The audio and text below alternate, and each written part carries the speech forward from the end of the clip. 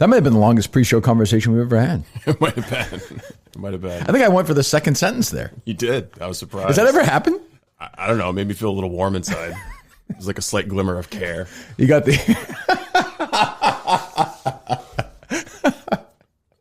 You got the, what is it? Are we, what's a normal one? Are we ready?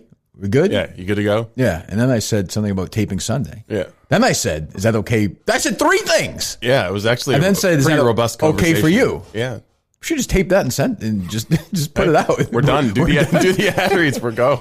Jesus. Oh, I'm worn out after that. People will be shocked. Who says that? No, I don't care about you guys. I've never said that. Well, you said it was a glimpse of caring. Suggests that there is not one normally.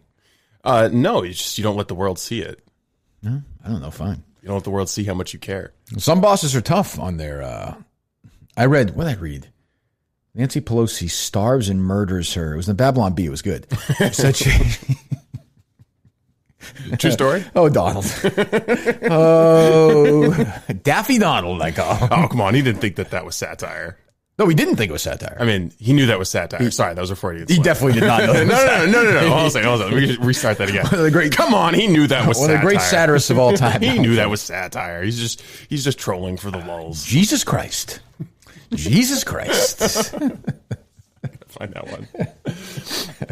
So he quote tweeted the Babylon Bee, which is a funny website, amazing website. I know you love it. Way better than The Onion. Way better. It's much funnier than The Onion. How does Trump not know that's fake by now, out of curiosity? Oh, he does, obviously. He's just trolling. Yeah, you think so? Yeah. How many retweets is he up to this morning? Probably 50,000 on that thing? No, I don't know. Yeah, he kind of it looks like he did the thing where he just absolutely buries whatever it was that was embarrassing and retweets. Like he tweets out the Babylon Bee story. Someone's like, "Oh, sir, that's satire." And he's like, "All right," and he just goes through his feed and he's like, "Retweet." He didn't take it down. No, of course not. He tweeted out later in reference to that tweet when he said "Big T." Mm-hmm. He did not mean Trump. He meant Big Tech. Yeah, I knew that. Of course. So here's the story. And Twitter was down for a couple of hours yesterday. It was, yes, very suspiciously. It was a very weird day on Twitter. Maybe we'll get to that later. Babylon Bee, which is a satire site, right-wing satire site. In a last-ditch effort to stop negative stories about Joe Biden and his family from spreading, Twitter shut down its entire social network Thursday, which, by the way, I don't think is impossible, but that's I mean, it's the good satire. It gets closer and closer to reality. After seeing account after account tweet out one particularly bad story, CEO Jack Dorsey realized he had to take action. Dorsey smashed a glass box in his office, reading breaking case of bad publicity for Democrats. Inside the case was a sledgehammer for smashing Twitter's servers. He ran downstairs and started smashing as many as he could, but he did need to ask for some help as the hammer was pretty heavy. None of the programmers could lift the hammer either. Eventually, they managed to program a robot to pick up the sledgehammer and smash the servers. After hearing the Twitter employees talk about critical theory, the robot got woke and began attacking all the cis white males. So there you go. So Trump clearly obviously didn't read the story. No, I mean, has he ever clicked through on a link? So he said last night to Savannah Guthrie, he said, I tweet some things, I don't read them. Retweets, whatever. He was talking about retweeting what was it? I've got the audio if you want. And by the way, this is another example before we get into it. First of all, they tripped on something perfect. They don't need to do debates anymore. Just do two town halls at once. You can actually have it was much better. I think Trump had a harder time with Savannah Guthrie than he would have had with Steve Scully and Biden. Yeah, I thought she was intense. I know people want to hear this. She did very well. I know that. She was. I think there were a few times where she was a little bit annoying and wouldn't just take an answer. Like on the white supremacy question, like the guy just denounced white supremacy 5 times. Like, okay, but Steve, that's as you would say. That's how women are. Exactly. That's what I'm saying. Yeah, like get a little mouthy, and that's okay. But I'm saying, if they had a man doing it, they had Brett Baer in, right? For I example. like they had 2 white people doing it last night. It was 4 white people. If they had Jake Tapper, maybe, and I could go with Jake Tapper. Sure, no, I understand. Yeah, Jake Tapper would have been great. Holt, I think. I thought she did fine. Stuart Varney, probably. This is a classic example of the right. We make fun of the left. So all it does is the right-wing pussy crowd. That's what I call Jerry Callahan, the G-spot Jerry, I call him. A bit of a pussy, G-spot Jerry, because he is sitting there killing Stephanopoulos, who did not ask a single question about Hunter Biden. a single tough question. Right. Even. Right. Nothing. Okay. No fine. pushback, except for on the Supreme Court package. Right. He I did agree. A decent job on but that. then they get mad when Guthrie asks Trump tough questions. So like, which do you want? It's not just that. It's also you celebrate that you have a candidate who acts like no other candidate and is going to punch back and is going to be aggressive in debates. And he gets a few tough questions. Well, yeah. And then a moderator goes into that debate or town hall thinking, I've got to be tougher. I can't just sit back and ask questions. I thought you did very well. I agree. Sometimes she like that thing. He denounced it right away, and then she was like, "Well, I think why do you do this?" And I think that's her. Like she has to in her mind because everyone's gonna. She's so focused on what the media and what Twitter is going to say about her not being tough enough on Trump. NBC and NBC. And she's a fucking liberal. I'm sure. I mean, the revolt at NBC certainly pushed her to be more aggressive. Now I'm stunned. Now I was flipping back and forth. I don't know what I'm more stunned about. No Hunter Biden question, right? That's not even surprising, really. No Lauer reference by Trump?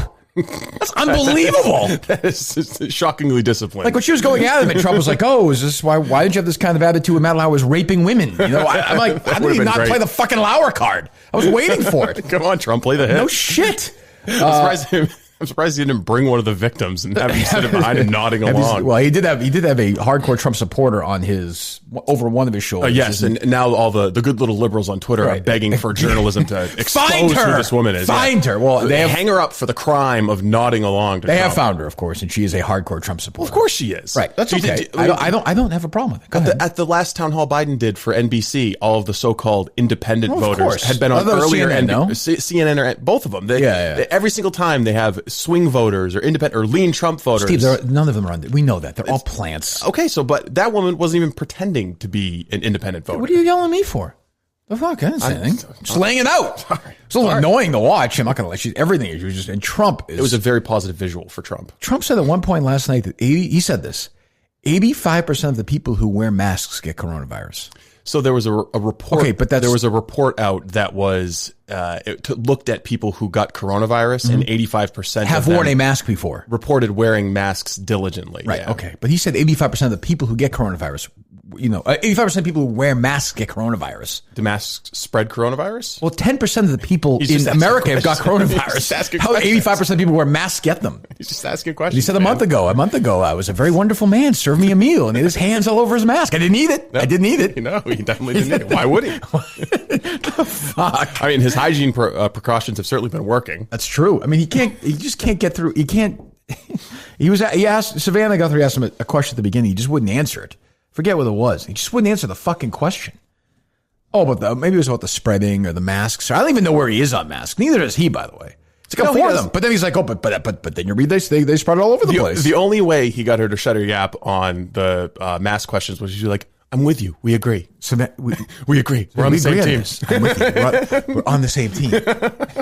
I thought he did fine, but like these right wingers, like I said, like complaining about somebody interrupting somebody. But I mean, that's a classic pussies, man. That's a classic right wing criticism. You always have to criticize the media, I guess. But I mean, I think my criticism of Guthrie would be the QAnon question, because this is like so dumb. This is a left wing masturbatory fantasy. So dumb. It's like there are more Scientologists in this country than there are QAnon people. It's not dangerous. It's not domestic terrorism. It's just internet conspiracy theory. What I understand is they're against pedophilia, which I'm with them. That's a bad thing. That's a bad thing. But see, that's the thing is, if she was really worried about this dangerous right wing conspiracy theory, she just gave him the opportunity to wink and nod to all of these people. I'm sure they're bad. I'm sure they're bad.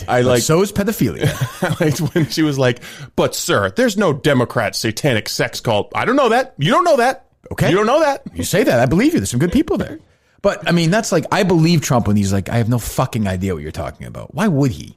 I wouldn't want He knows exactly what I know about it, which is almost nothing. I don't want to know about it. It's all due respect to our former friends on our old show on YouTube. They get their own thing now. Good for them. It's total bullshit. I mean, you know what I mean? Like, it's just an internet conspiracy theory. Yes. They're against pedophilia, though.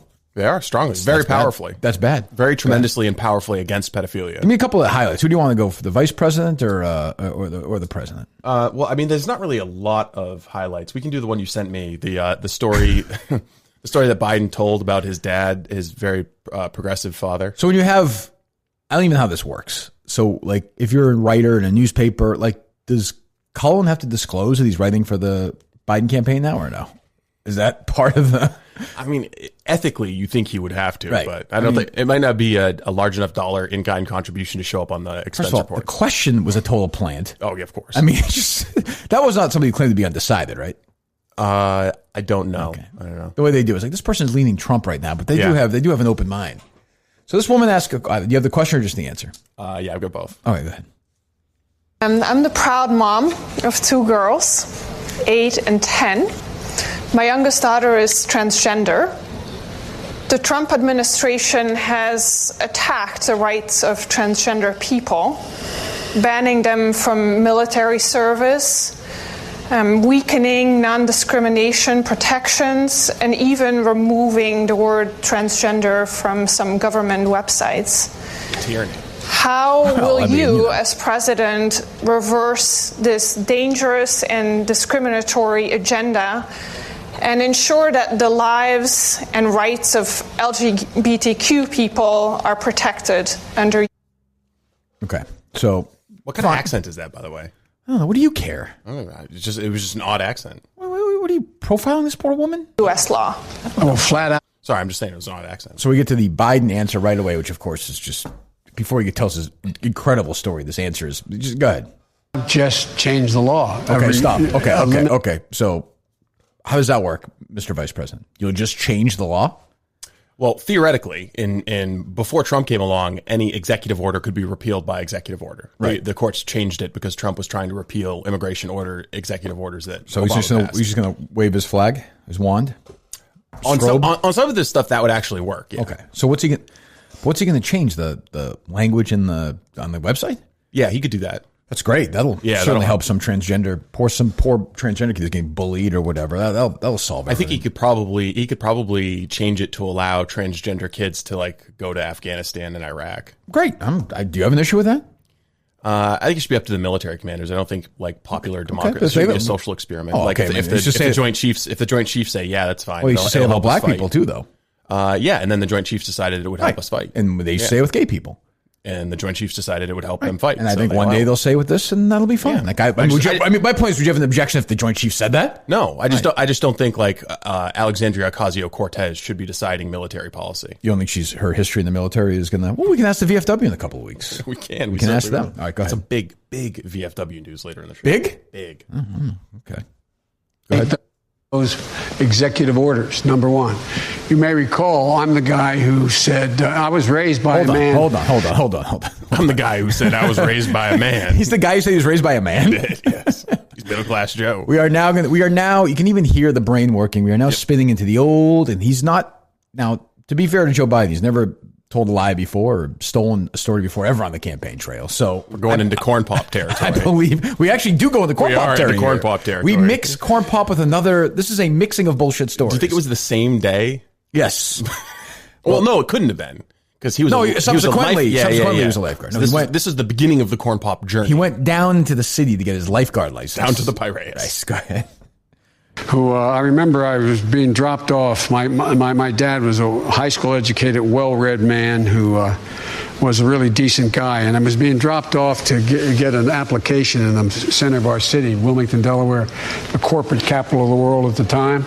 And these two men, I'm getting out to get an application to be a lifeguard in the African American community because there was a big swimming pool complex. Hold on. So we're just checking off as many boxes as we can. Just check. High school educated.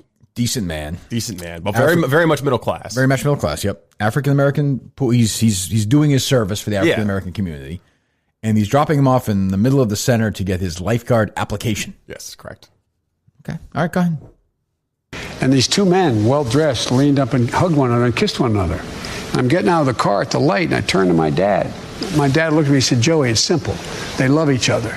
The idea that an 8-year-old... I mean, it's just bullshit. It just never flat out never happened. Well, the other thing is, what does an 8-year-old transgender child have to do with two adult black men making out by a pool? By the music, gay, exactly. Gay. It's like he's like locate story about sexual deviance.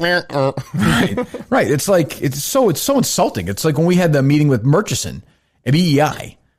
It was me, Jerry, Phil Zachary, Murchison, the rapper Jay-Z was there. Yes, of course. And and Phil or one of these guys was like, you know who we should bring with us? Is Alex Reamer. Yeah, of course.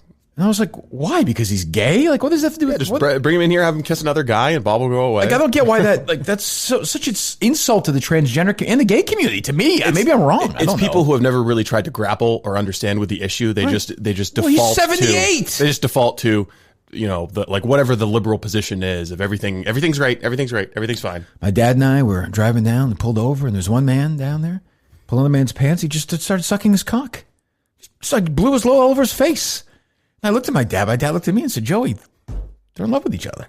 And then I was about to walk away. But the guy who hadn't blown his load, it was still hard. He pulled the other guy, bent him down, fucked him in his asshole right in front of me. I was going there to get my license. My dad turned to me. I looked at me. He said, Joey, they love each other. They love each other. I mean, it's just so stupid. So dumb. So insulting the gay people and the trans. It's so fucking pandering, insulting bullshit. That's real shit that woman is talking about in that story. Joe Biden maybe is like, oh, let me give you my. What do you shrug your shoulders at? Maybe. I don't know. If it's, I don't know who she is. Could be just a made up question. Okay, the one we had in that day a few months ago. Yeah, that was real. That's what I'm saying. Okay, so let's say her. Okay. So if she really has those questions about Trump, and she might, does that answer by Joe Biden about that fucking parable about those two men? Does that placate her at all? No, it panders. The parable of the pool boys. I mean, And my dad said to me, Joe, why don't you get in there? Make a sandwich with those two. I like to watch. If it was a hot summer day, why were they wearing like zoot suits or whatever? Those are businessmen. Those are businessmen in 1948. What year was Biden born? I think in the 30s, right? Well, yeah, he's almost 80. He was born in 40. No, he'd been born in the 40s. He was born in 40, he'd be 80. So 42, 43? 42, yeah, okay. So this is 1958, 59? Downtown Wilmington, the business capital of the world? Yep. Sure, that was totally normal back then. I mean, I wish it had been. It's a shame it wasn't. I don't care now if I see it. I mean, I really don't give a fuck. But it's not the first time that he's told a story about how his father kind of informed his morals. He loves that. There's a story about how his dad was a used car salesman before he started running for office, and he was at a holiday party one time, and the manager of the station took a bucket of silver dollars and threw them out on the floor and said, "Go get them. Everyone you get is yours." And Joe Biden Sr. just got up, walked away, quit the dealership because that's when he learned that you don't have to give up your dignity for a job. My dad was walking around one day. He was getting ready to go on the bus. There's a woman next to him. She said, "I don't feel like going on the bus. I'm going to go for a walk today." My dad said to her, "No, you should go on it." That one was Rosa Parks. Changed history. I mean, it's just. There's also another story that the reason he quit the car selling business is because he didn't want his son, who was a senator, to have a car dealer father. So he went into real estate instead. So there's a few conflicting stories. But. Yes, it was so. His son, the honorable business of politics. Right. God forbid your dad's a car salesman. What the fuck is he talking about? What a stupid story. What insulting. That's so insulting to gay people to me. He's using them as fucking puppets in his little story, his little puppet story. It's so stupid. All right, this is he's talking about criminal justice reform, I believe, and how the things. And he spit. Then he just spit right in his cock. He just said. I mean, he slid it right into his fucking ass. And he's 69, right in the middle of the street. I've never seen two guys do that. They came at the same time. My dad said if they didn't come at the same time, they weren't in love. When they ejaculate each other's mouths at the same time, that's love. How can I get in the way of that? Then I got my license. Then I saved Corn Pop's life. He was a bad dude. No, he almost fought Corn Pop. That's right. He was a bad dude. Took that chain, wrapped it around his hand. He was about ready to slug him with it. Do we have that story or not? He was a bad dude. I love when people are like, no, there actually was a guy with him. I'm like, okay, that doesn't mean the story's true. I can't help it. I kind of like Biden. I know you don't like him. I kind of like him. I mean, he's funny as. I don't think he's a bad human being. I just don't. No, he's funny as a candidate to kick around, but when he's responsible for the nuclear football, when he's will he really? I mean, do you think he really? No, will I mean, be? I think he's ultimately being he's going to be manipulated by all the different people around him. I don't think he's actually going to be able to make any decisions. Now he's going to be in hiding, right? Because of the pilot of some plane had COVID or something. So you're not going to see any of them ever again. Yeah, hold on. All I can find is the Corn Pop sound effect. Here, I got one. This is Biden talking about how he's going to change policing. Last night? Yeah. Oh, good. We can do this. You can ban chokeholds. You can, but beyond that, you have to teach people how to de-escalate circumstances. Yep. De-escalate. So instead of anybody coming at you, and the first thing you do is shoot to kill, you shoot them in the leg. There's ways you have to do more background checks in terms of whether or not a person coming. Hold on. Okay. So you're in the, some guy shooting at you. Joe Biden, who's, been sitting in a Senate office for 80 years. He's going to tell some police officer to shoot somebody in the leg. Okay, all right, we're on it. So if they're shooting at your fucking head, you shoot them right in the kneecap. Gotcha, no problem. The ridiculous thing is, if you're great enough to just pop someone's kneecap off in the moment of battle, why not just shoot the gun right out of their hand? That's true. That's a good point. Not to mention that this is just going to set up every police officer, or if you're just defending your own home, for attempted murder charges. Like the one thing that they teach you in NRA home defense classes is you shoot to kill, because you don't want to have a lawsuit. I mean, I don't know. Is there any way to keep your house safe in these times, Steve? I think I could think of a few home security products. A few? Keep you safe. Yes. I can think of one for sure. Well, there's different options available from SimpliSafe. Good point. SimpliSafe.com/Kirk. First, you get a free HD camera. Nice way to start. Second, listen, you're listening to these two people who are going to be the most powerful job in the world. So I'd say protect your house, because you've got two lunatics running for this office. $15 a month, 50 cents a day. You get your house completely secured. Professional monitoring keeps watch day and night, ready to send police, fire, or medical professionals, I should say, if there's an emergency. You set up yourself under an hour, comes to your house, you peel and stick the sensors exactly where you need them. No technician required. I did it. That's all you need to know. No contract, no pushy sales guys, no hidden fees, no fine print. As I said, 50 cents a day. You get everything you need to protect your home. SimpliSafe.com/Kirk. SimpliSafe.com/Kirk. SimpliSafe.com/Kirk. SimpliSafe.com/Kirk. The only one who's friggin' lost his mind more than Biden. You probably didn't listen. First of all, I got to say before we go back to this stuff, I love Dave Portnoy. You know that. He's a friend. I found the big news to be a little bit of a letdown on my end. Yeah. If you're a lifelong stoolie, I get it. It's a big deal. Did you hear any of it? I did, yeah. Well, it was a 30-second. Yeah, but that's, for Dave, it's a big deal. I respect it. But then it got crazy. I actually listened to the part where Mike Portnoy called in. Did you hear this or no? No. I got to listen to it this weekend. Maybe we'll play some Monday. All I'll say is, so Dave retweeted, which we didn't play. I should have sent it to you. So I guess Mike Portnoy, Esquire, TP Mike, we call him, toilet paper Mike, was wandering around the streets of Swampscott while the news reporters were around Baker's house, I guess. Okay.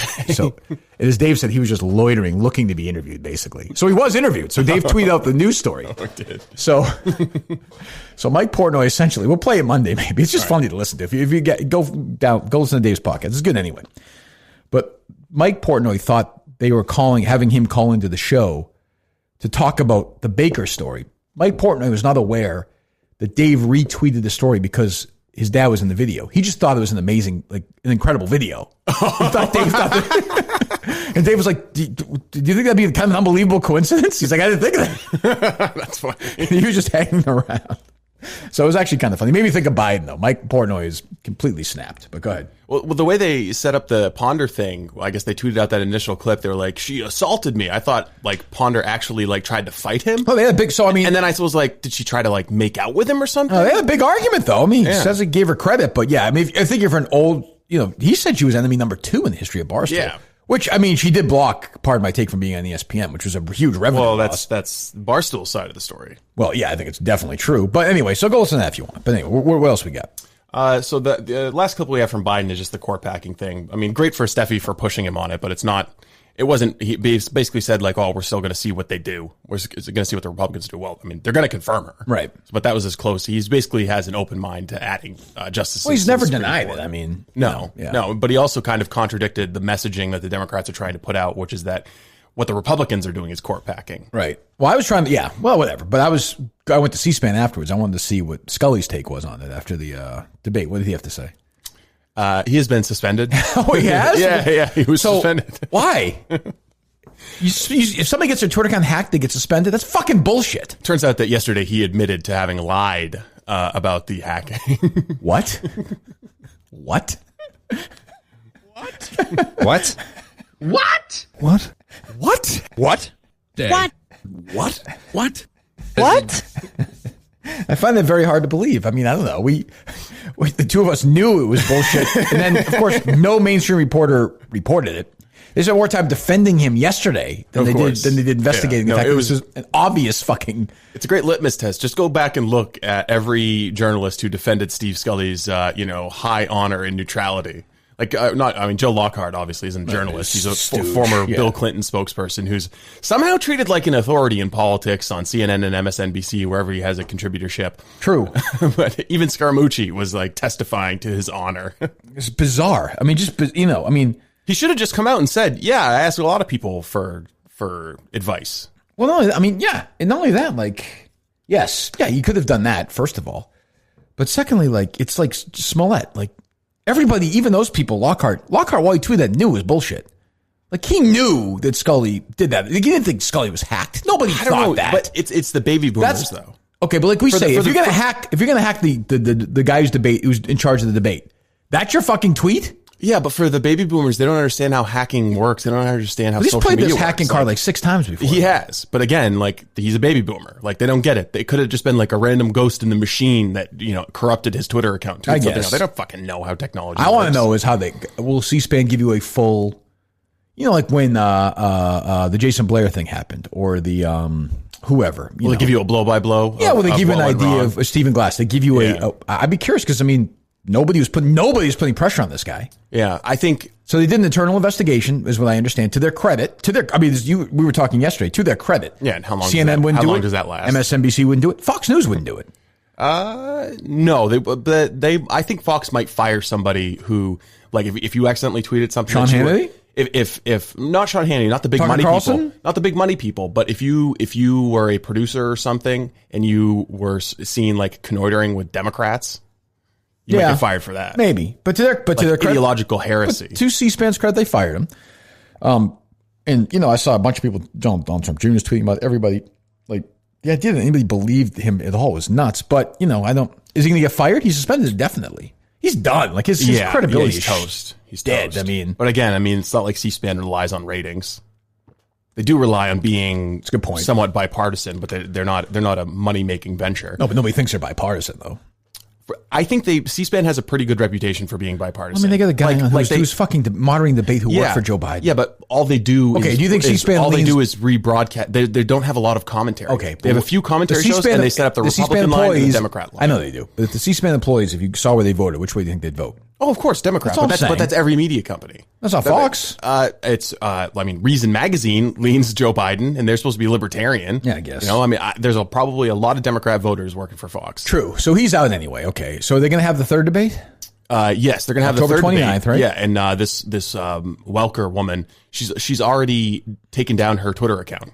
Oh, she has? Yes. Oh. She took her Twitter account down about a week ago. Because of some of her past tweets, I'm guessing? Just trying to get ahead of it, I guess. Well, I saw a bunch of people said that she loved a bunch of these, liked a bunch of tweets that were pro-Biden. Yeah, no, she's totally. She works for MSNBC. She's a total left-winger. Trump is going to be just so obnoxiously ruthless in this last debate. He's going to think this is his last chance.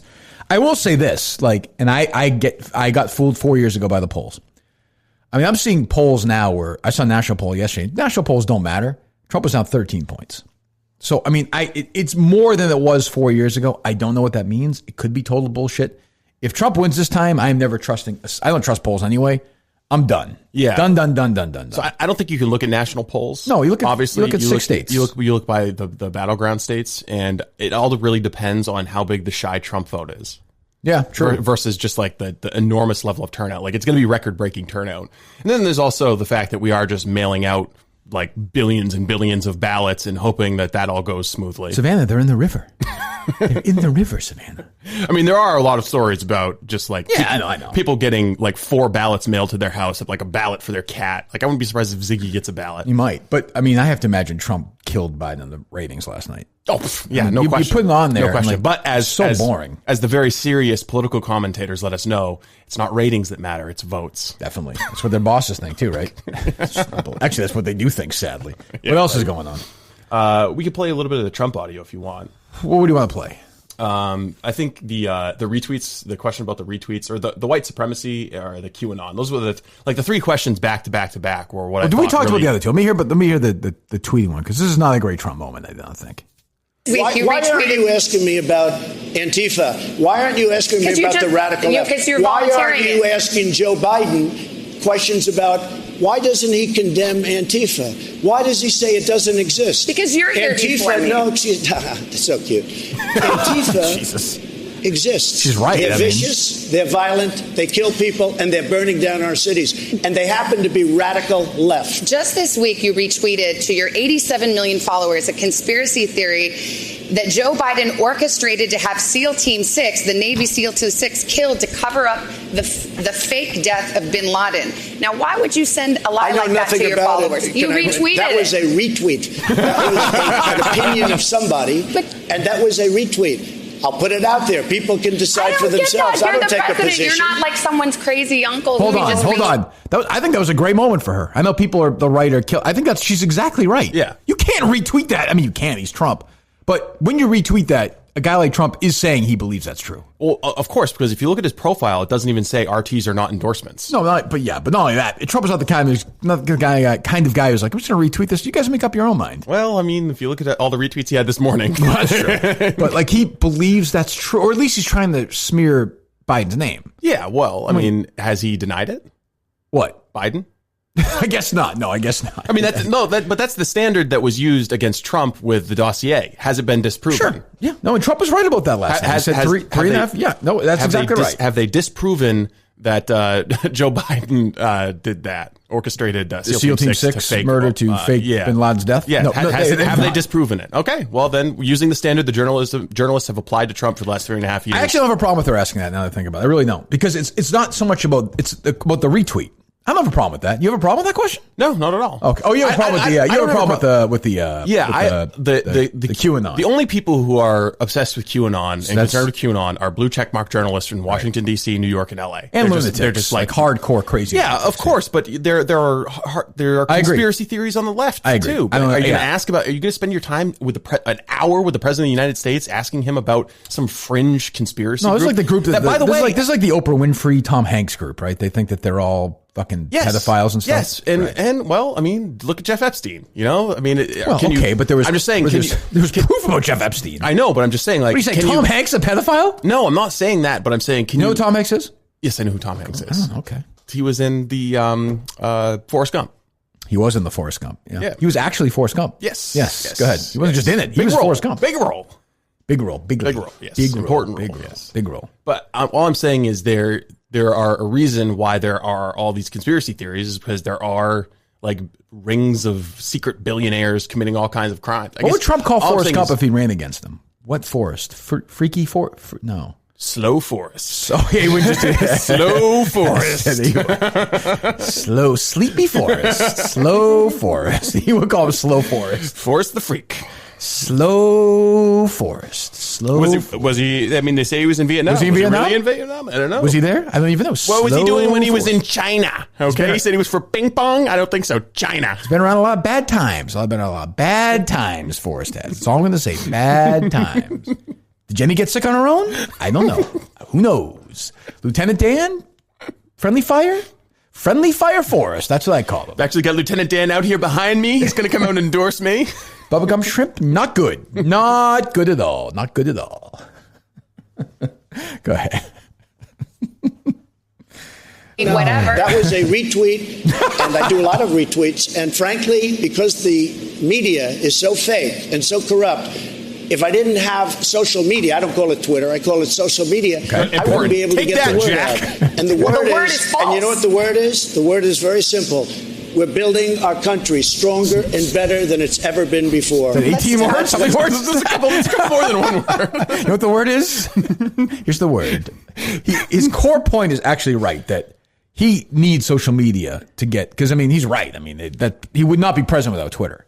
I believe that. Oh, of course. Yeah. Like that is Twitter and The Apprentice. Twitter and The Apprentice, which I think was on the National Broadcasting Company, as memory serves. Correctamundo. Yes, which weren't people threatening to quit NBC yesterday or something, or weren't they? Because of the decision to just do a rating stomp all over the Biden town hall to make money. It's just what a weird decision that was. Jesus, I see things like that, and I'm like, Trump's going to win. I see these crowds, and I think Trump's going to win. Then I see Trump speak, and I'm like, Trump's going to lose. But then I hear Biden speak, and I think Trump's going to win. So I don't know what to do anymore. I thought Trump actually handled himself pretty well. I mean, considering he's how many days away from a coronavirus diagnosis, he looked fine. Good stamina. It seemed like he hadn't lost anything off his fastball, as such as it is, from the 2016 primary. You've been part of way more Trump interviews than I have. I've been part of just one. We got him the win in New Hampshire. And I saw this last night with Savannah Guthrie. Like, you can actually interrupt Trump. It's crazy. People don't understand that. He will be, if you're a one-on-one situation, he will be quiet, then he'll get into his thing. Like, the thing with Biden is just nutso, but he's done so many interviews that he knows when he can steamroll you. Right. Like the first couple of minutes, he can smell if you're just going to sit there and let him talk, and he will take. I thought it was actually smart by NBC to put a woman there anyway, because I do think even Trump is like, I have to treat her differently than if it was whoever. Yeah. Brian Williams would have been great. But perfect. They couldn't. No. That is a hanging pitch that you just could not have avoided swinging at. Is that the helicopter, Brian? What is that? I know you got a little bit of PTSD, Brian. You see bodies floating by, Brian? So I see the water up there, Brian, in Miami? That, by the way, where they were last night was right where I ran by every morning. Oh, really? Yeah, that was, remember they had them all set up for the Super Bowl? Those big tents? Ah, yeah. Yes, I ran right by there. Speaking of everything coming back to Barstool, when he's talking about the retweets, remember he told Portnoy in his interview, and I thought that this was the best thing Portnoy was able to get out of Trump in that interview was him kind of admitting that sometimes Twitter gets him in trouble, because he never admits anything about any of his social media strategies. It's always just pure 100% brilliance. And he said, the retweets are what get you in trouble. Are we going to get the president on here, Steve? It's not looking great. Why not? We can get him New Hampshire. I think not Massachusetts. I'm not going to give him Massachusetts. We can get him New Hampshire. I think in the White House's communications model, there's a box that says Barstool, and they checked it. Bad move. Yeah. Bad move. I know. I told him. I've been in communication with some people from Trump world, and I'm going to tell you, I wouldn't want to be Hunter Biden right now. Oh, no? I wouldn't want to be Hunter Biden anyway? Well, he's probably had some fun times. That's true. Yeah, well. Although, did you see the New York Post story that came out this morning? No. So basically, the gist of it is there's going to be a story. If Hunter Biden's grandfather was still alive, by the way, none of this would have happened to him. He would have got a lot of parables from his grandfather. It would have saved him. But go ahead. Just walking with Gramp and saw these guys and laying in the alley smoking a crack pipe. You have no sympathy for drug addiction, Steve. It's you have no tolerance. I do. You do not. But we can still make fun of it. I find that hurtful. We can still laugh at the picture of him with a crack pipe hanging out of his mouth. It was not a crack pipe. Go ahead. It was a meth pipe. Okay. Well, okay, well, fine. Man has his demons. This Dave was doing some great journalism on that, by the way. What was the Post story? So the new Post story is actually kind of sad because they're going through all of his like personal text messages, and it starts out with his daughter is 26 and texting him like, "Oh, can you put $150 in my account? I'm at the airport trying to get a lift and my card was declined." And he's like, "Well, you can't always act like your parents are going to be super rich. They're not." And then I guess like a few days after Bo passed away, he wrote himself an email that, well, I don't know if it was like he was probably intoxicated, but it was like the beginning of a eulogy or something. And he just kind of was like spilling his heart out. I feel bad for this guy. Yeah, I felt like that was like overstepping by the Post. I mean, he's not, he has his issues, God knows, but man, he is fucked up. This is a study of having a dad who's famous and just a lot of weird shit going on. It's not going to end well, unfortunately. So, of course, if Biden gets elected, he'll probably be fucking, Secretary of State or something. Well, actually, I was thinking, you know what? I know what's going to happen. Biden wins this election. Give it 8 months, 12 months. Dancing with the Stars. Oh, I can see that. Hunter Biden comeback, baby. They already have that woman on who murdered the Tiger King. Yeah, He's on this season, right? So, yeah. No, he didn't murder Tiger King. She murdered her husband. I'm sure right. Yes. Yeah, that's right. Though Tiger King is alive and well, right? Yes. But anyways, the scuttlebutt around Trump world is that we're going to see just about a story or two every single day from that hard drive. And it's eventually going to link Joe Biden to payments directly. Well, I would say that'll be the ball game. It won't be the ball game, but should be the ball game. Yeah. I mean, Twitter will just shut down for a week or something? Yeah, exactly. It's basically the kind of like lowbrow, crass profiteering that if you'd have asked me 4 years ago, I'd be like, yeah, the Trumps will probably try to do some of that. Right. Well, now they will. Well, if it's legal, right? I guess. Yeah, I guess. It was a weird couple hours yesterday. Twitter was shut down. And then before that, I had said to you, it was weird all over the place. The views on our show account were way down, but they were way down all over the place. Yeah. All over bar. I mean, texted back and forth with Kevin and with Erica. That like they had a Barstool Radio video that, you know, I think Kevin and Casey or Kevin and Jared retweeted. After like 30 minutes, had like 26 views or something, or 100. Yeah, it made no. Yeah. So, but it seemed like it's self-corrected. I don't know. Well, I mean, they were probably making some changes on their back end. I mean, they're fucking around with the algorithm. Like, people think you tweet something out and all of your followers see it in chronological order. That's not what happens. Not the case whatsoever. Every account is judged differently in terms of whether your content populates your followers. I didn't believe in shadow banning. I believe in it now. Why didn't you believe it? I mean, before? I didn't. I shouldn't say that. I just didn't give it any real thought. I mean, it makes sense that the social media feed is the product that they want to hook you on and addict you with. So it makes sense that they would try to use computer programming and algorithms to try and make it as interesting and addictive as possible. Yeah, sure. And so they think that they can do it better than just chronological order. Right. But every single time my Twitter feed goes to whatever Twitter wants to show me, I click, I want it back in chronological order. Right. It's just the way I want the information. I'm with you on that. What's your VFW news? You want to do it later or now? So VFW commander tells me we can do up to 95 people. Wow. Yeah. 95 people. Yes. We can do up to 95 people as socially a distanced. Super spreader. Yes. Let's do it. Let's do it. So 95 people. Okay. Yes. Okay. So do we have the date confirmed? Yes, November 8th. Okay. So Monday we will start the show with it and make our big. We will announce the time at which the raffle will open. Right. And people are panicked about this raffle. The emails that I'm getting from people, the fucking disgusting things that they're willing to do to this toilet too. First of all, the low morals that they think I have, that I would be compromised by all kinds of bribes. Really, is just outrageous. No, I'll be very clear about this. Very, very clear. No one is getting a ticket. No one. Like, there's no preferential treatment here. Nope. The original Minifans. I don't care if you're, well, who is in? Who gets in? I get in. Well, you and I get in. The VFW staff get in. Justin? Yeah, Justin gets in. Carano? Do you need Carano for that or no? I don't think we will. What a shot to Carano. It's gonna be it's gonna be a simple small show. Wow. So Carano is just like everybody else. Hopefully get that raffle. We can have him there in case like one of the vets, snaps and takes me out. Nah, it's fine. Okay. It's okay. So just, whether you're Matt Carano or you're the California Billboard guy, whoever you are, of all the tens and tens of thousands of Minifans out there trying to get in that night. What are you laughing at? I think I have to read one of the emails from somebody who propositioned me. This is from Patrick. I don't know if you know him. He's a Minifan. I do not. He says, in the past, I have assisted with he's offering to help out. Around the edges. That's nice. Yeah. In the past, I have assisted with the following events: hot dog contest, helped open buns, placed plates and won the contest, courthouse, successfully fought for Kirk's freedom, exposing the corrupt Mayor Curtatone as a phony. Vigil, assisted with communication through Discord on the event, provided transportation. Live Woburn Golf Show, provided live on-air entertainment. Madawaska, assisted with keeping plates and food. What was a live Woburn Golf Show? What is that? That was Cullinane's... Burgers and Brews. Yeah, that was that infamous. The haircut guy, yeah. At Madawaska, he greeted you in the driveway. Mm-hmm. At the Milton's rally, he provided signs and brought snacks. At the 5K, he monitored Mike and Ted and assisted with camera footage. And in Saco, he did not spread coronavirus. So based on that, the strength of that resume, he would like a worker's visa into the VFW. Well, I don't know who that is, but are you getting? That's not a proposition. I've got someone tried to blackmail or bribe me with coveralls. Okay. Well, I don't care. There's no bribes. No.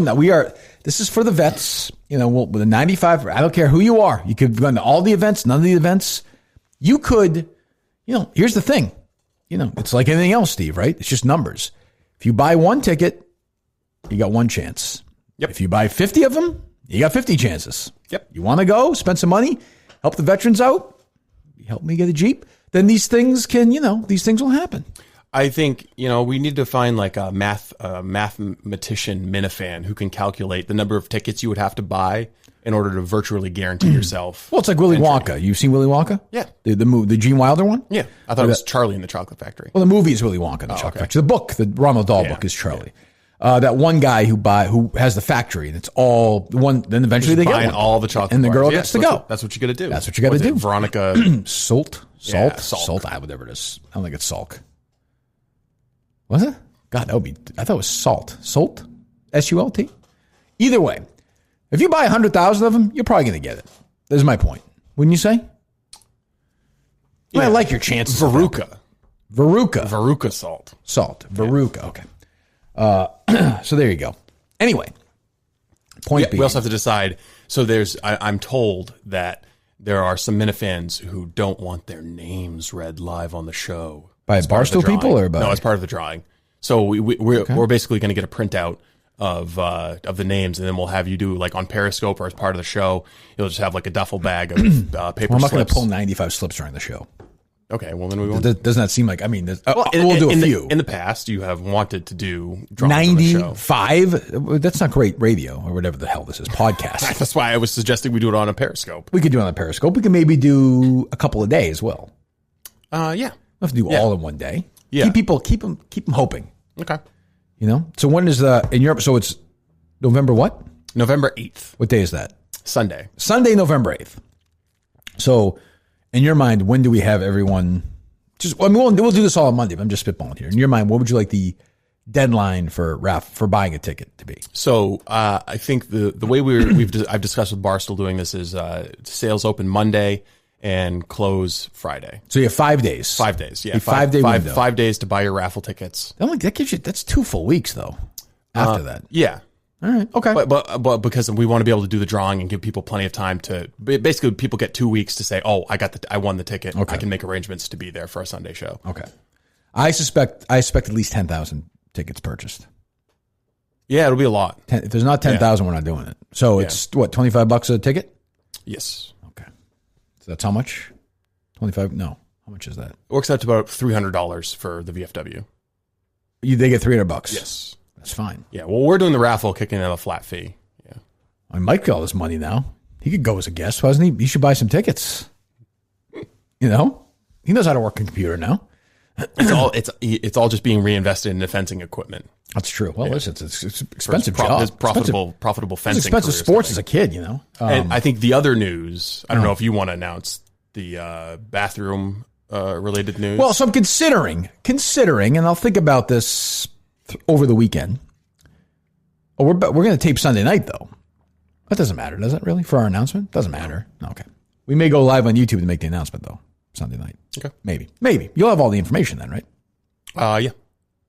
Why are you... I've got it all now. Why'd you say, and look away, like you were hiding something? Because I'm looking at what were my emails with Barstool, and will they be able to get the product page up in time? I don't want you giving these tickets away. Like, I don't care if you're Adam Minahan, Harry Minahan, Ryan Minahan. You nobody gets a ticket to this thing unless you win the raffle. Correct. Understood? Understood. I don't want, no Bruce Springsteen. I don't care.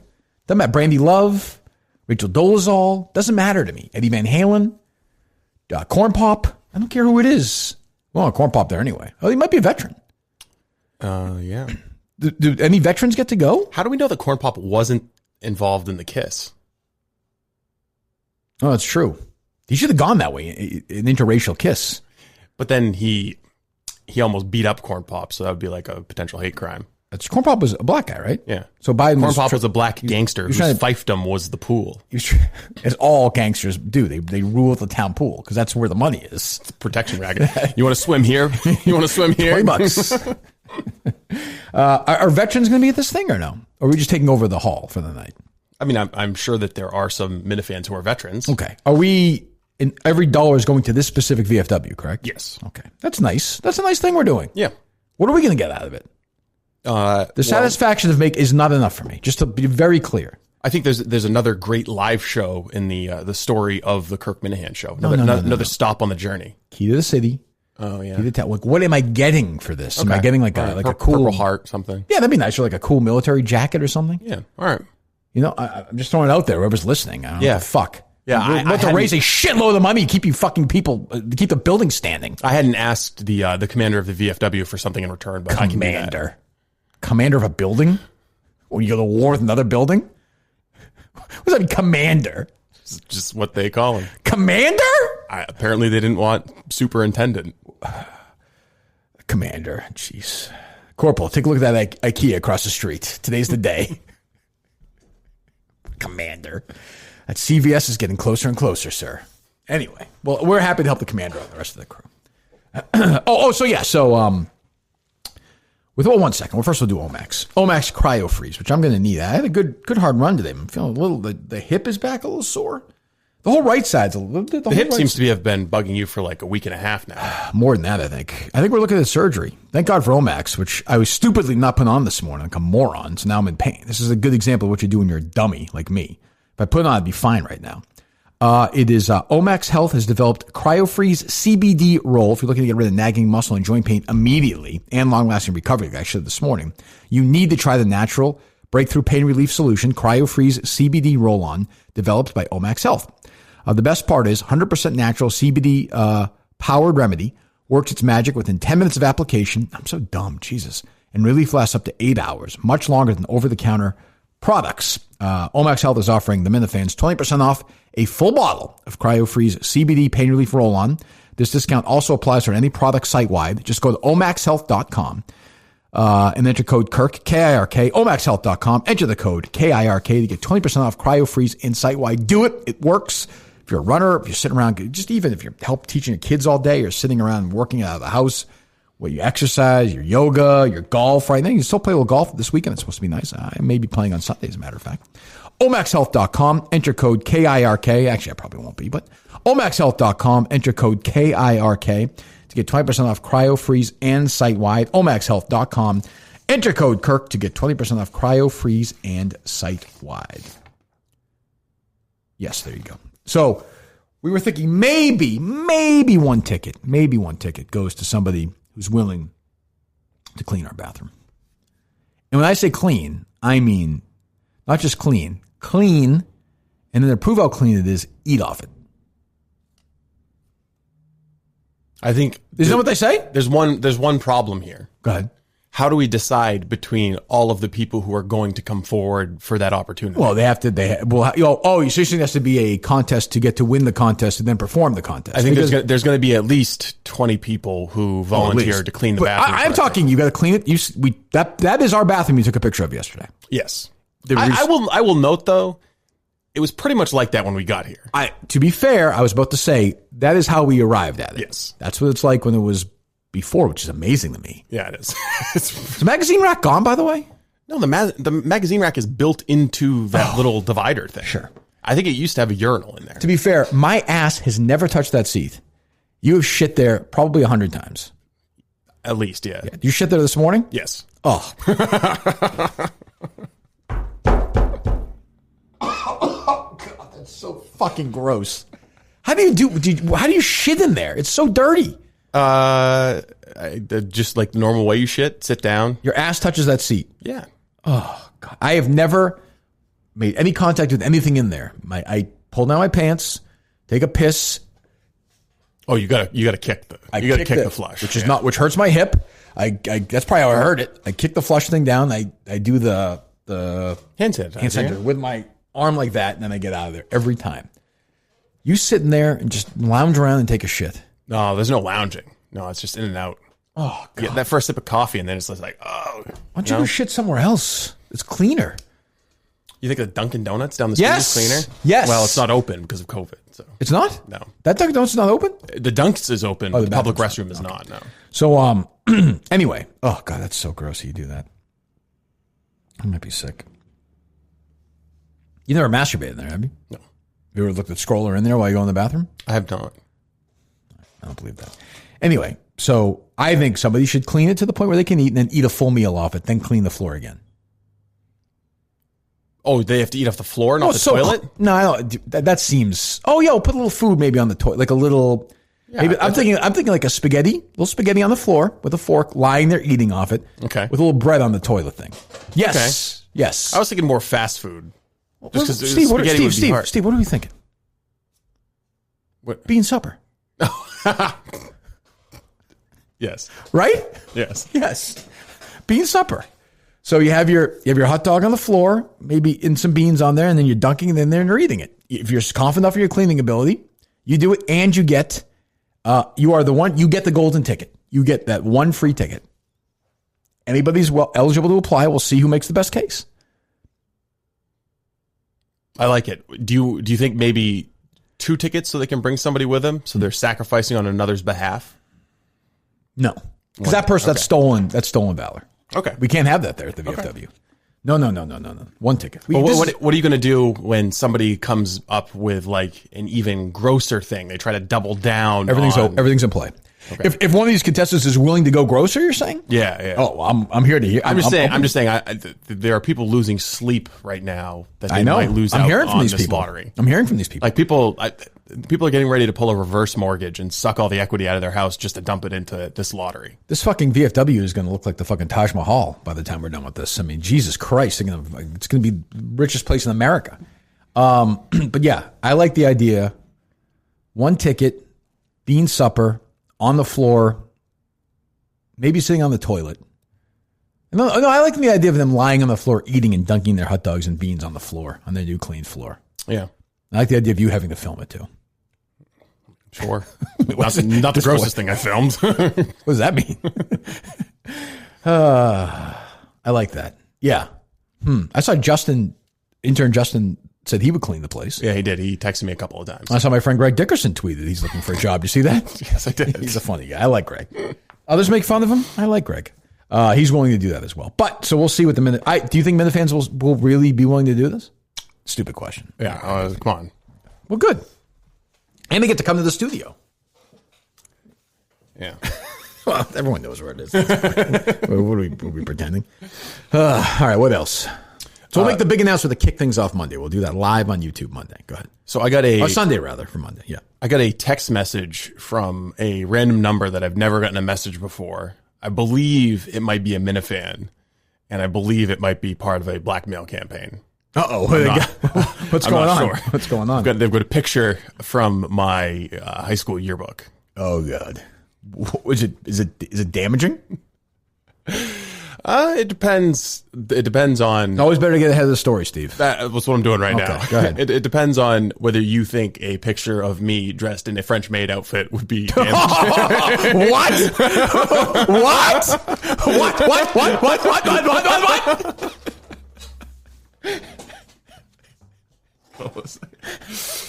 I'll text it to you right now. Hold on. Is from your theatrical days? Nope. This is from Halloween. What year would this be? It would have to have been my senior year in high school. I think my early 2000s. Yeah, no, it would have been 2006. Oh, okay, yeah, yeah. I think my friends and I went as one was a pimp and the rest of us were his hoes. That seems not appropriate. When was this? I hope I can find it. This is one of these things that you knew was going to arrive at some point? No, I'd completely forgotten about it, to be honest. Yeah. It was very, very creepy, though. All they sent was just the picture. There's no message. and again, this was like 3 or 4 days ago that they sent it. Hold on. Did you say you think it might be a Minifan, Steve? I'm pretty confident it's a Minifan. Oh, here we go.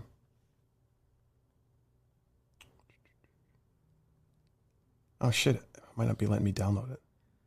What? Come on.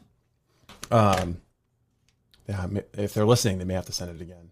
Or just tweet it out. So it's you in a French maid's outfit? Yes. I got to say, I look pretty good. I look good, yeah. How do you not have this? Like, I texted it to you. You just can't forward it to me? I think my phone just uploaded it into the cloud. For some reason, it won't download it. Okay. Oh, shit. Come on. I try to believe you, but should we just call the number? Yeah, go ahead. Yeah, that's a good idea.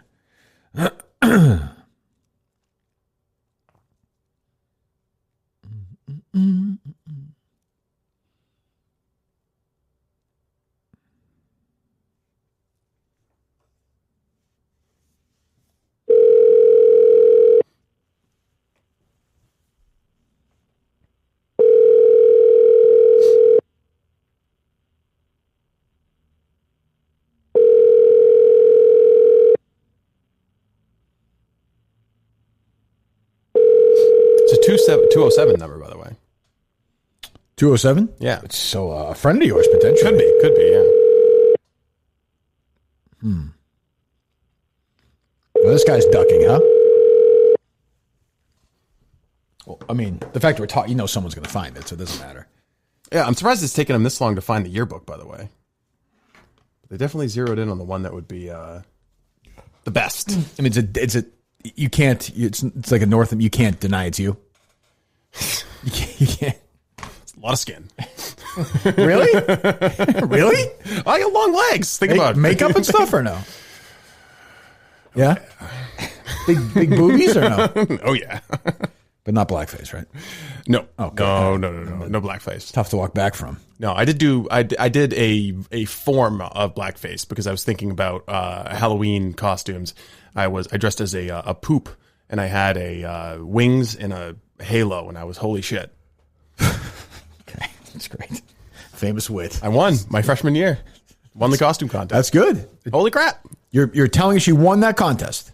Yeah. You have proof of that? Yeah. Hold on. There's proof of that. Oh, there's no proof. Of course not. Well, okay. I remember the biology teacher voted for me to win because she thought that I made it myself, but I actually just rented it from a costume shop. Genius. What'd you win? Nothing. I don't think. Okay, that's exciting. Yeah. All right, what else? High stakes. What else is going on? Well, that's. Oh no, I got one more piece of audio from the debate. I don't know if you watched the final question. I think I bailed for Trump. I don't remember. I think I bailed by then. Let's go to our next question. We have Paulette Dale. She leans slightly to Biden. She voted for Clinton in 2016. She's registered as a Republican. Paulette, hold on. I love those. Lean slightly Biden. Slightly Biden. Vote for Clinton, do that. But register. It's like the K Marco Republicans, we call them. Go ahead. Mr. President. Thank you very much. I have to say, you have a great smile. Thank you. Okay. Thank you. So, he does. You're so handsome when you smile. Okay. As the daughter of immigrants to the United States who fled Eastern Europe due to religious persecution, right. The United States immigration policies are very personal for me. Right. Surveys show that most Americans and the majority of Republicans support the Dreamers program. So my question for you, Mr. President, is if you are elected to a second term, do you expect to pursue your previous efforts to cut the DACA program? Yeah. Why or why not? And the DACA is somewhat different than Dreamers. You understand that, and you understand it better than anybody probably in this room. Where do you come from, by the way, originally? My grandparents were from Russia and Poland. That's very good. Okay. So we are going to take care of DACA. We're going to take care of Dreamer. Basically, this woman, just by being like, you got a beautiful smile. What are you going to do about this illegal immigration thing? Yeah, we're not going to build a wall. He completely reversed. Like, thank you so much for that compliment. I'm fine with Antifa burning down police buildings.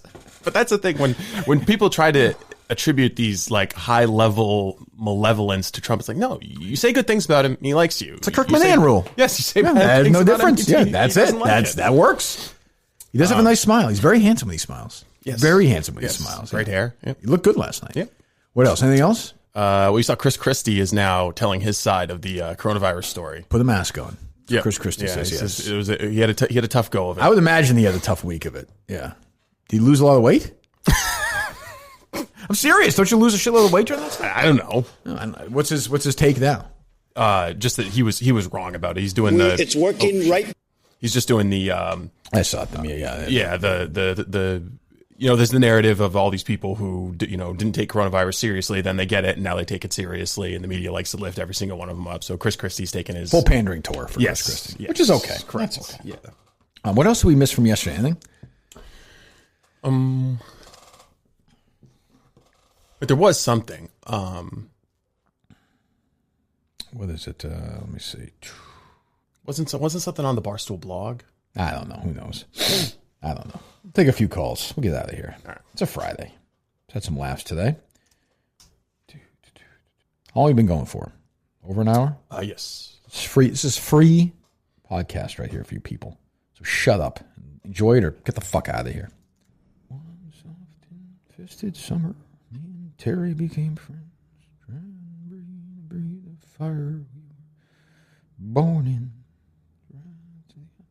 So we will have Stephen Wyden back on. How about Stephen Hyden? Yeah, him too. Him good. He requested to join us? Yeah, he said, I know that Kirk's a big Bruce Springsteen guy, and this album's coming up. Love to talk with him about it. So. Yeah, we'll do it. Maybe a week from Monday. Could be. How's that? Yeah, that works. Yeah, no? Okay. Could do it Friday. Whatever. We'll see how we're doing. All right. Did you tweet it out? No, we're Tweet tweeting Steve. Moving through the night. Hopefully, Mrs. Krabs a few dollars. I get the feeling like he's not gonna increase the payout. We'll find out. If he's going to be like that, then that's not cool. Not cool. I hate this thing on Twitter where you see somebody like, who the fuck is this? And it's one of those promoted ones. Yeah. I hate Any it. way you can stop that? We're talking more about the Twitter algorithm. You just block the promoted ones, but I don't like when it shows me tweets that people have liked just because I follow those people. Why? Yeah, why do they do that? I only want to see the tweets from the people I follow, and I want to see them in chronological order. Like, Okay. what's wrong with that? That's reasonable. I would pay for that function just to get rid of all of the Silicon Valley tweaking. I would agree with that. All right, full lines. All right, let's go. I'm with you. Hello. Hey. What's up? Kirk. Hello. This is Hunter Biden. Hunter, how are you? Oh, I believe this is Hunter's first interview. I think so. Hunter, how are you feeling? I saw you guys had Don Jr. on. Frankly, I wanted my just due. Okay. That greasy D-bag got to talk about his stupid dad. I want to talk about my stupid dad. That's reasonable. What do you have to say, Hunter? I'm tired of everybody comparing me to my brother Bo. Bo was the better son. Bo was better looking. Bo was taller. Who's taller now, Bo? That seems a little rough. I mean, that does seem a little rough, Hunter. No? Kirk, you ever been fisted by an 11-year-old Ukrainian boy? I have. As a matter of fact, I actually have. No. Easy, baby. Anyway, it only costs about $3 there. It's heaven. And listen, it's legal over there, so do not kill the messenger. Know what I'm saying? Well, that's reasonable. Yeah, okay. What else, Hunter? Well, and I'm not that bad of a son. I could be one of those Menudo twins. They killed their parents. I don't believe that was. I don't believe that was the group Menudo. I believe that was the Menendez brothers. I mean, Hunter, we'll never be friends. You do understand that, right? I don't see why not. I think I like the nasal basil. I think you used to like it too. I know Booger Sugar was fine, but Hunter, I'm not going to. If you're going to call the show, if you're going to be somebody who listens to the show, I can't be friends with you. I mean, you do understand that going forward, right? I could take you to the Ukraine. I mean, you're not crazy enough, Hunter. I know you do these drugs and this stuff, but you're not crazy enough to think that you'll be friends with a host of a podcast that you listen to, do you? You never know. One thing leads to another. We get a little closer, and next thing you know, all right, do a little Nosy O'Donnell. All right, Hunter, goodbye. Nosy O'Donnell. All right. Well, good to talk to Hunter. A cheap shot of his brother, if we're being honest. Well, you got to understand there's some rivalry there. At least he left his sister out of it, which is nice. And his mom. That's classy. That at least that. Although next time he calls, I suspect he won't, which is not right. Are they loaded up? They are loaded up. 508. Say goodbye on a Friday. Hello. Hey, Kirk, how's it going, man? Who knows, Steve? This could be the last Kirk Minahan show. You never know. That's the thing about this show. You never, ever know. The listeners take a chance on me every day, I heard somebody say once. You just never know. This could be it, right, Steve? Could be it, yeah, This could be it. Could be just you Monday. Could be just me. Hello, what do you want? I was just calling to ask, did you ever get your hands on that Radiohead book? I haven't got it yet. No. I have like 4 books I'm trying to get through right now. I'll get to it eventually. Is it good? Gotcha. You said you were a casual fan. Like, what do you mean by casual? Very I'm a pretty big fan. casual. Like, it would be like saying, are you a Bruce Springsteen fan? Yeah, I like Born in the USA. I mean, like casual. Gotcha. Yeah. Gotcha. All right. See ya. All right. Thanks, Kirk.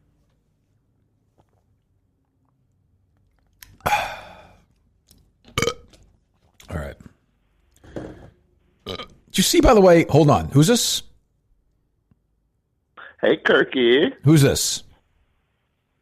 This is your friend Josh from the West Coast. How are you, Kirk? All right, Josh, 1 second. Hold on, buddy. Are they loaded up, Steve? They're loaded up, Kirk. The Minahan curse, the Minahan show curse.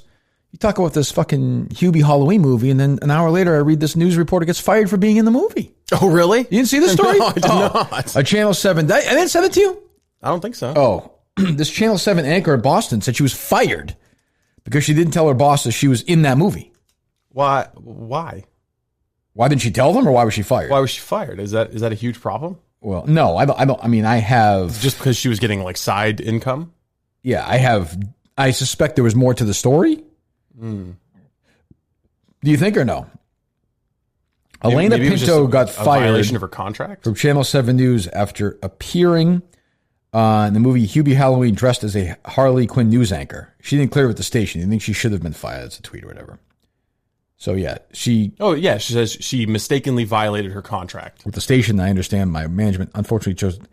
That seems nuts. I mean, it's hard economic times. They probably saw, she violated her contract. Good excuse to get rid of her. Maybe. But I mean, that seems kind of, I don't know.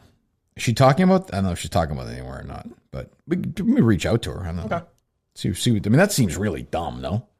I don't think it undermines her ability to do her job that she was in a dumb Adam Sandler movie. No, but you should, if you're going to play a news anchor in a movie, you should probably tell your boss that you're going to do it, though.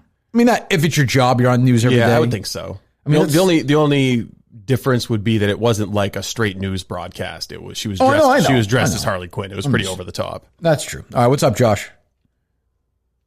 Well, good to chat to everyone.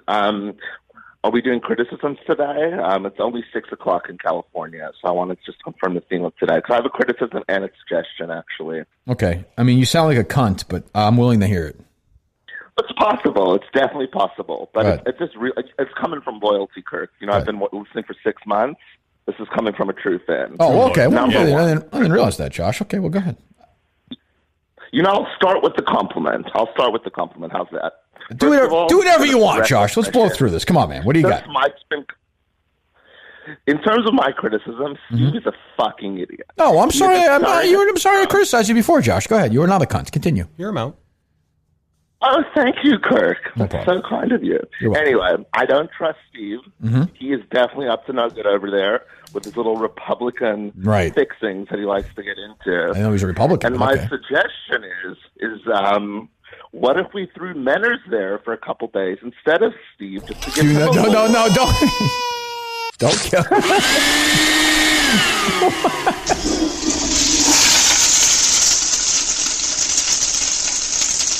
I'm just going to speculate there's a chance that was a hate crime.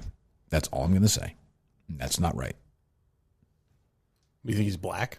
I don't know. I'm just saying. It's a possibility. I don't know anything. I'm just saying. That's not nice he did that. Josh, call back anytime. That seems like a really sensible move. We'll fly Menners from Australia to fill in for a couple of days. No? Yeah, I mean, we could get like Foster's to sponsor it. Sure. Yeah. As long as the plane goes down, I'm fine with it. Hashtag Menners to Minahan. Yeah, sure. Great. He can stay with you. Oh, absolutely. They're still loaded up. He could clean the toilets. Could he reach? That is the issue. Yeah, that's a good point. Do we have a stool or no? Yeah, we could rig a pulley system. That's true. Are they still loaded up? They're still loaded up. 508. Well, I like Josh. That's not right. Hello. Hey, Kirk. How you doing? Good. How are you? Do we have the? 1 second. Let me ask you an important question, caller. Do we have the morning after sound yet or no? What is that? Let me hear that again. It is a swallowing. Okay. What's up? All right. What's up? Well, it's funny that you mentioned Menners right now. I read a tweet yesterday that Bruce Springsteen says he'll go to Australia. That was a joke. The story was he was kidding around. I read the story. He's just joking around. He's not moving to Australia. All right. I just was wondering if you'd follow him down under. I would not. Thanks, Kirk. Thank you.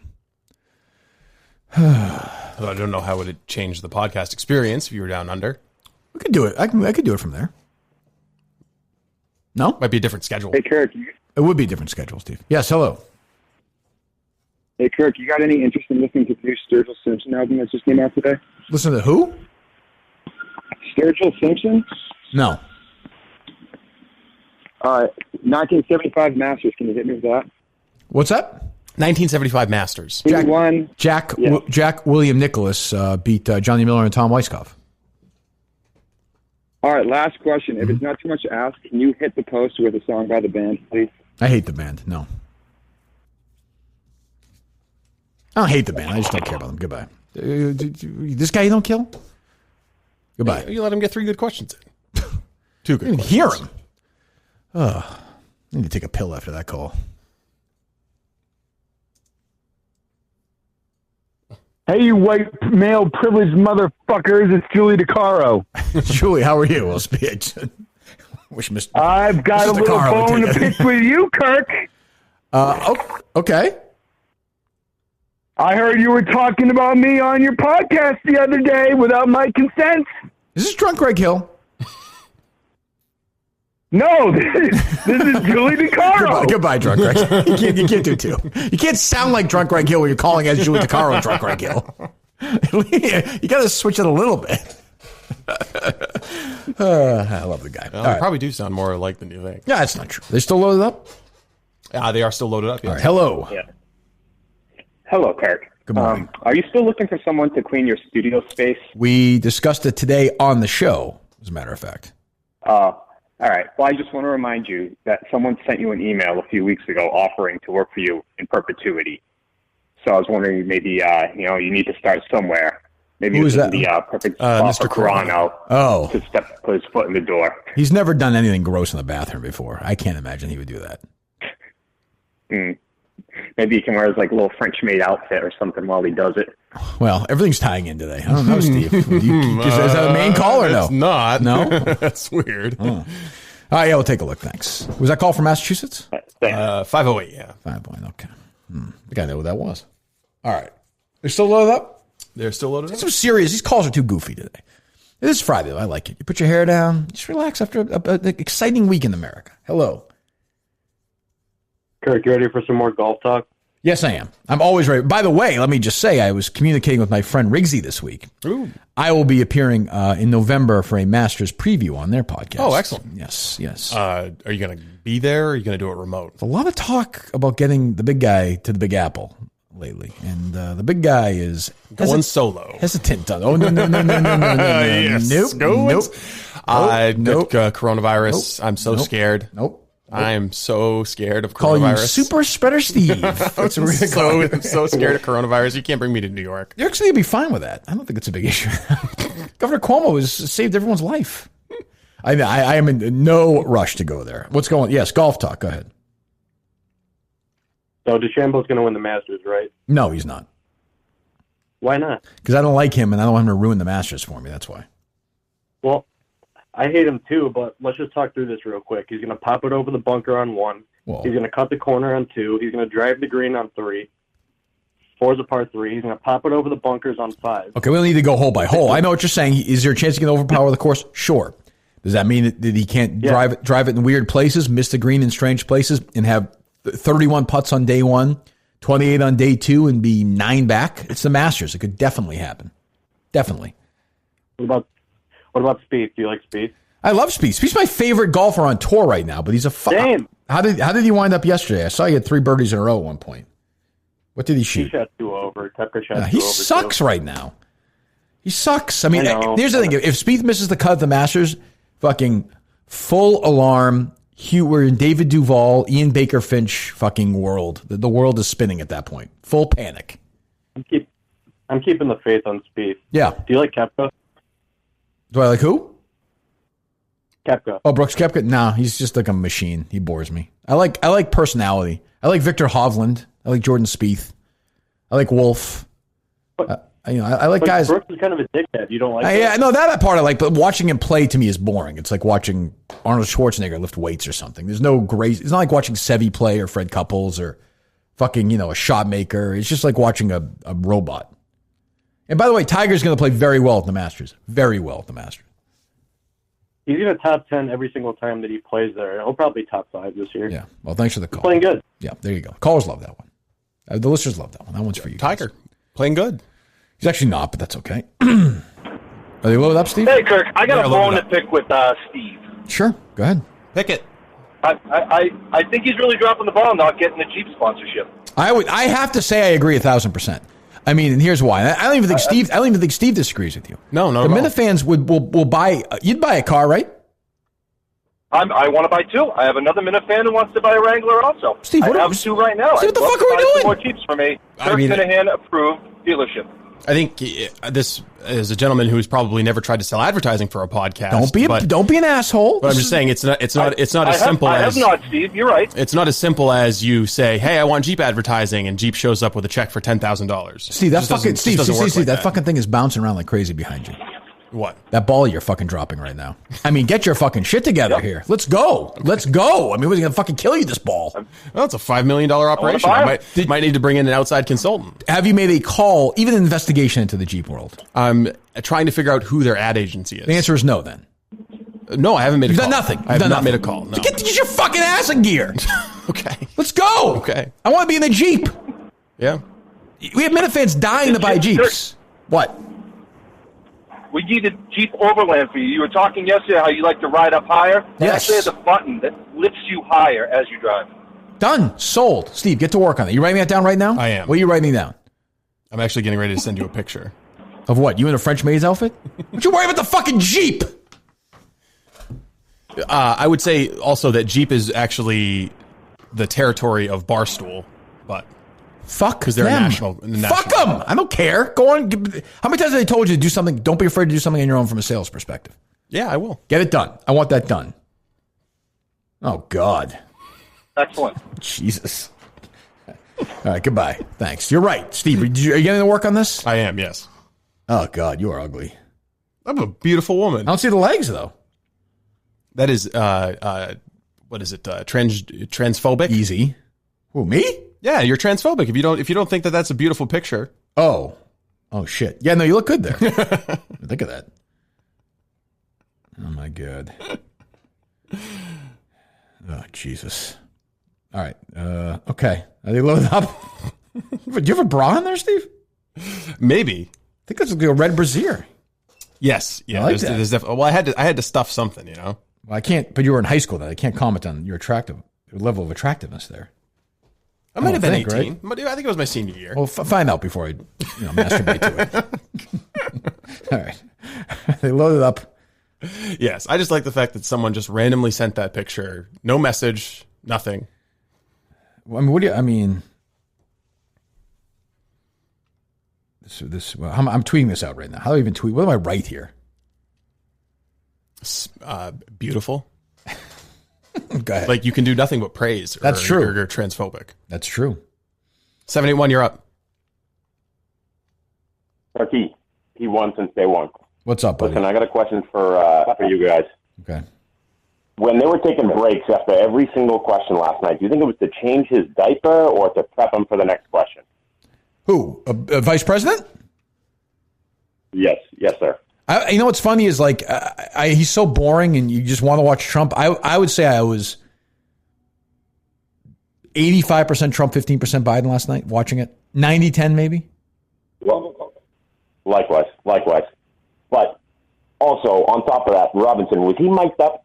Do you think, or not mic'd up? Sorry. Do you think he had an earpiece in? See, people love to say this, but it's actually really hard to talk if someone is yapping in your ear. And I've done it, man. I've pull it off. I've done TV when producers are yapping in your ear. It distracts a person who's sharp mentally. Yeah. Biden would start yelling back at the ear. Biden would take the earpiece out and start yelling at it. Yeah, it makes no sense to say. They're probably trying to eat it. You have no idea. Well, he was definitely yipped up then. He might have through those veins. He might have hearing aids. I mean, he's an older guy. I wouldn't be surprised if he had a little bit of hearing loss. Steve, thank you for the call. Steve, in one word, how would you describe yourself in this picture? Gorgeous. That really? You think so? Okay. All right. They're still loaded up? They're still loaded up.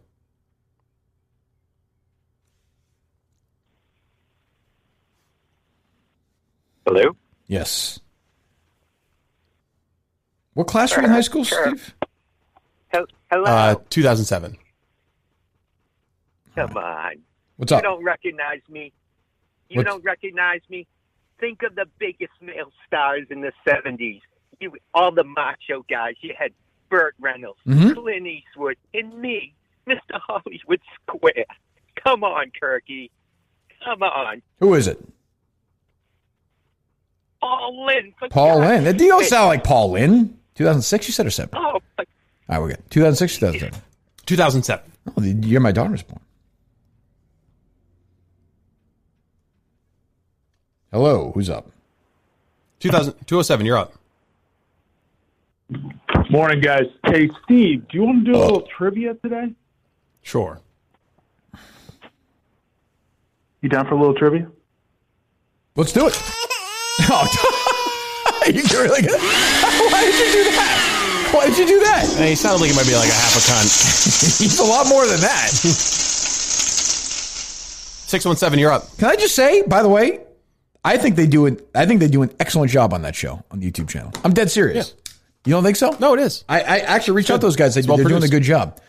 Much better than that shit show. I watched 5 minutes of running this morning. That fucking Intel show is a mess. It's fucking awful. First of all, it's become just a fucking post show for their Courtney Fallon thing.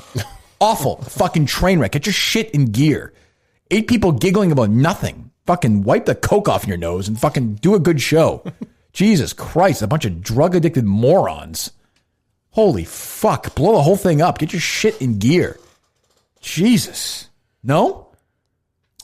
I haven't seen the most recent episode, but it's never been well organized. No, and I understand they're trying to do some, it's still, you have to understand what people are saying. It fucking was, I was embarrassed for the YouTube channel, which is embarrassing anyway.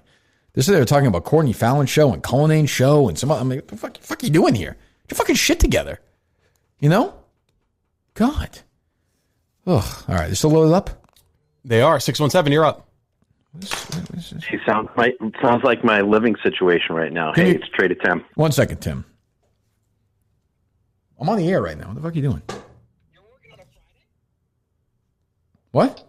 You're working on a Friday? I'm working on a Friday, Ryan. Yes, you're live to tape on my speakerphone. What do you want? Just checking in. All right, I'll talk to you later. Goodbye. See ya. Working on a Friday. Just abort my brother? I think you just did.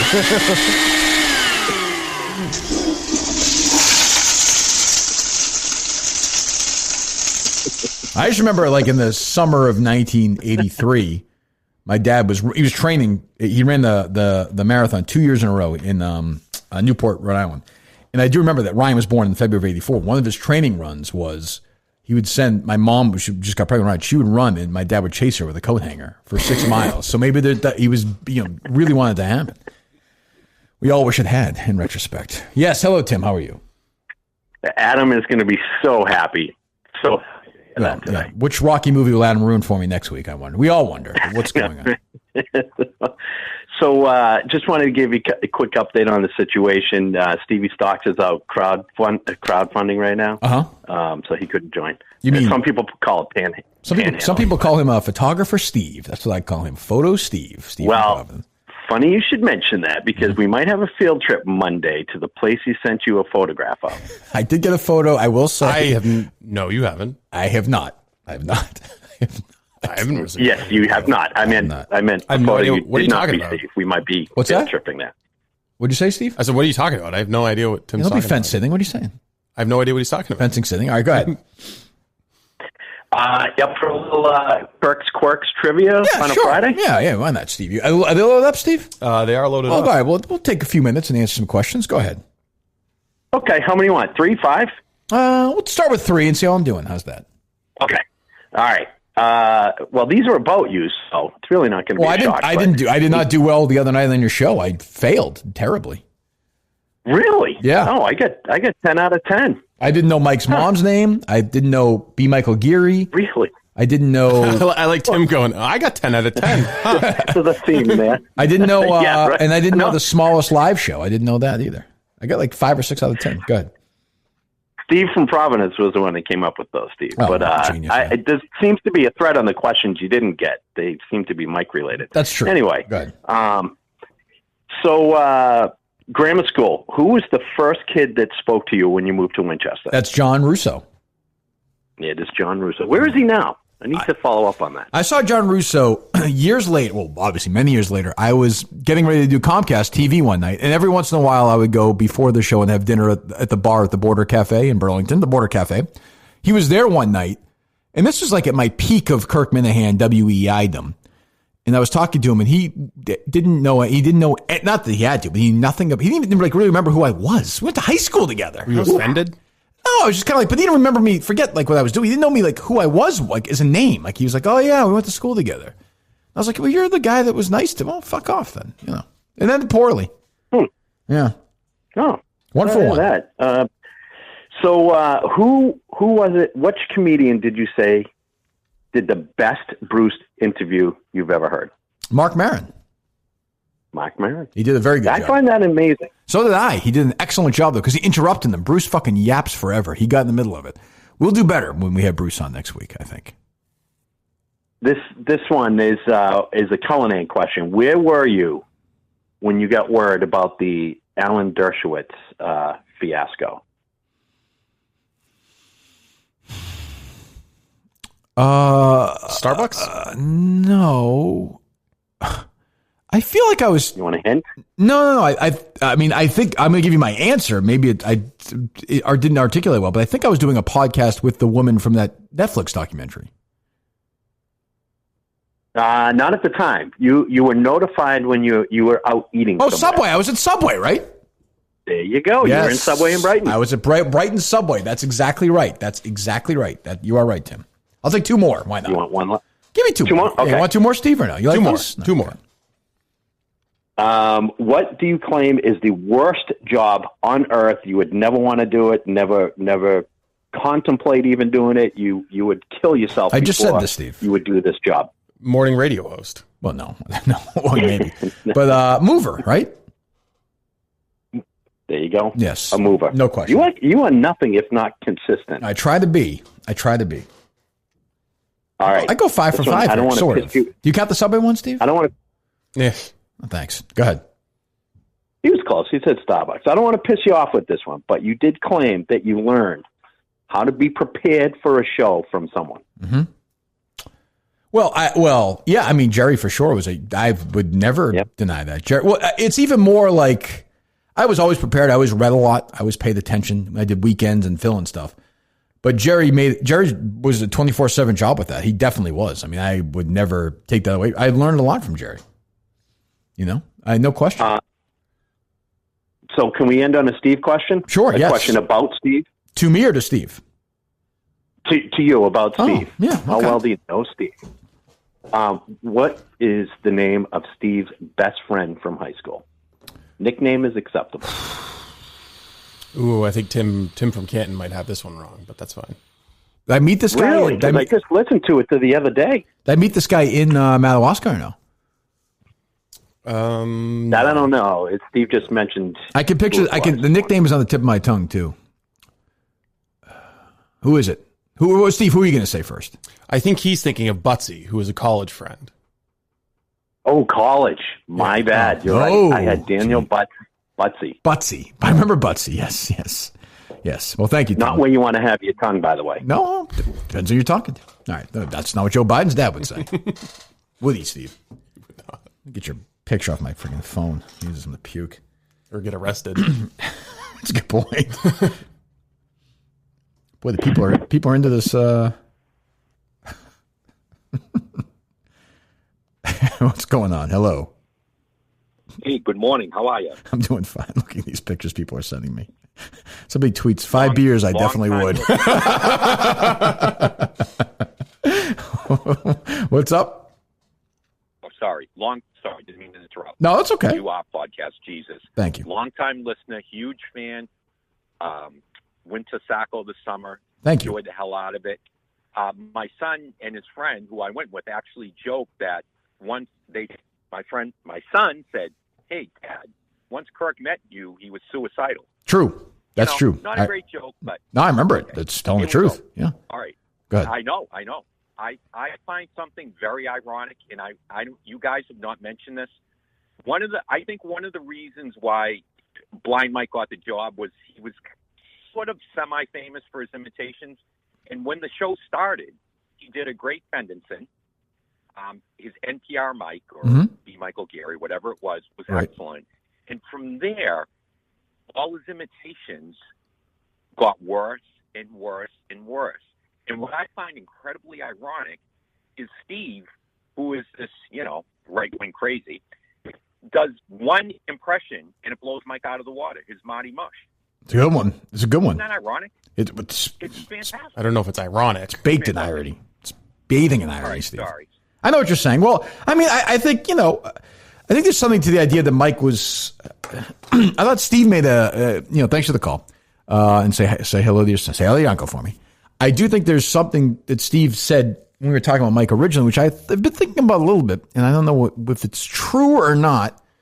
But you said you thought Mike was way more comfortable during the Cullinane weeks. Oh, no question. Yeah, no question. Yeah, that might be right. I mean, I don't know I don't know if that's a failure on my part or on your part or on Mike's part or just the way things. I think he saw Cullinane as this like dummy that you two could together, make fun of and play. Well, I would say that Mike and I a lot of times had fun at your expense, though. Oh, of course, stuff, as we did with him, and So I don't know. Maybe I don't know. But then he had a lot of good times with us, though. No?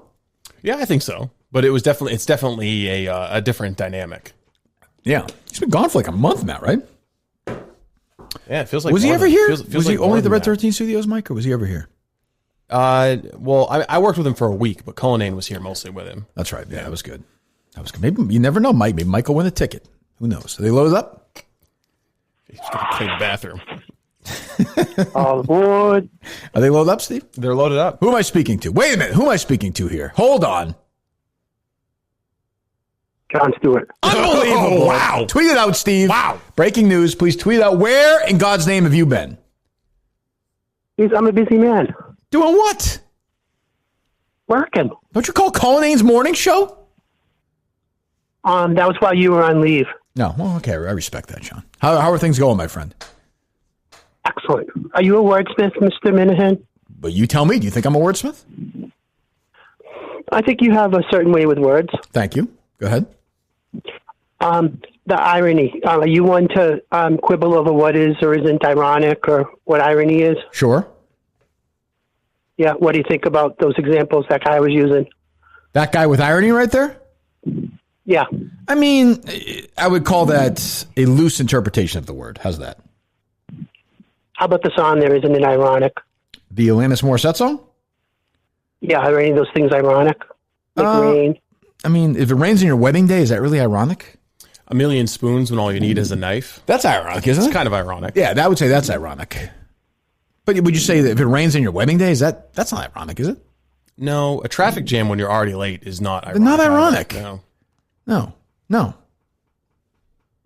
you'd fall on, sometimes we should really take a look at the use of the word ironic and say whether it's appropriate or not. I think we should. I think it should be. And also the idiom begs the question is actually a philosophical term, but people use it to say raises the question all the time. There's a lot of expressions that are used improperly in the common language. Certainly true. What else is going on, Johnny? Like begs the question does not really mean begs the question.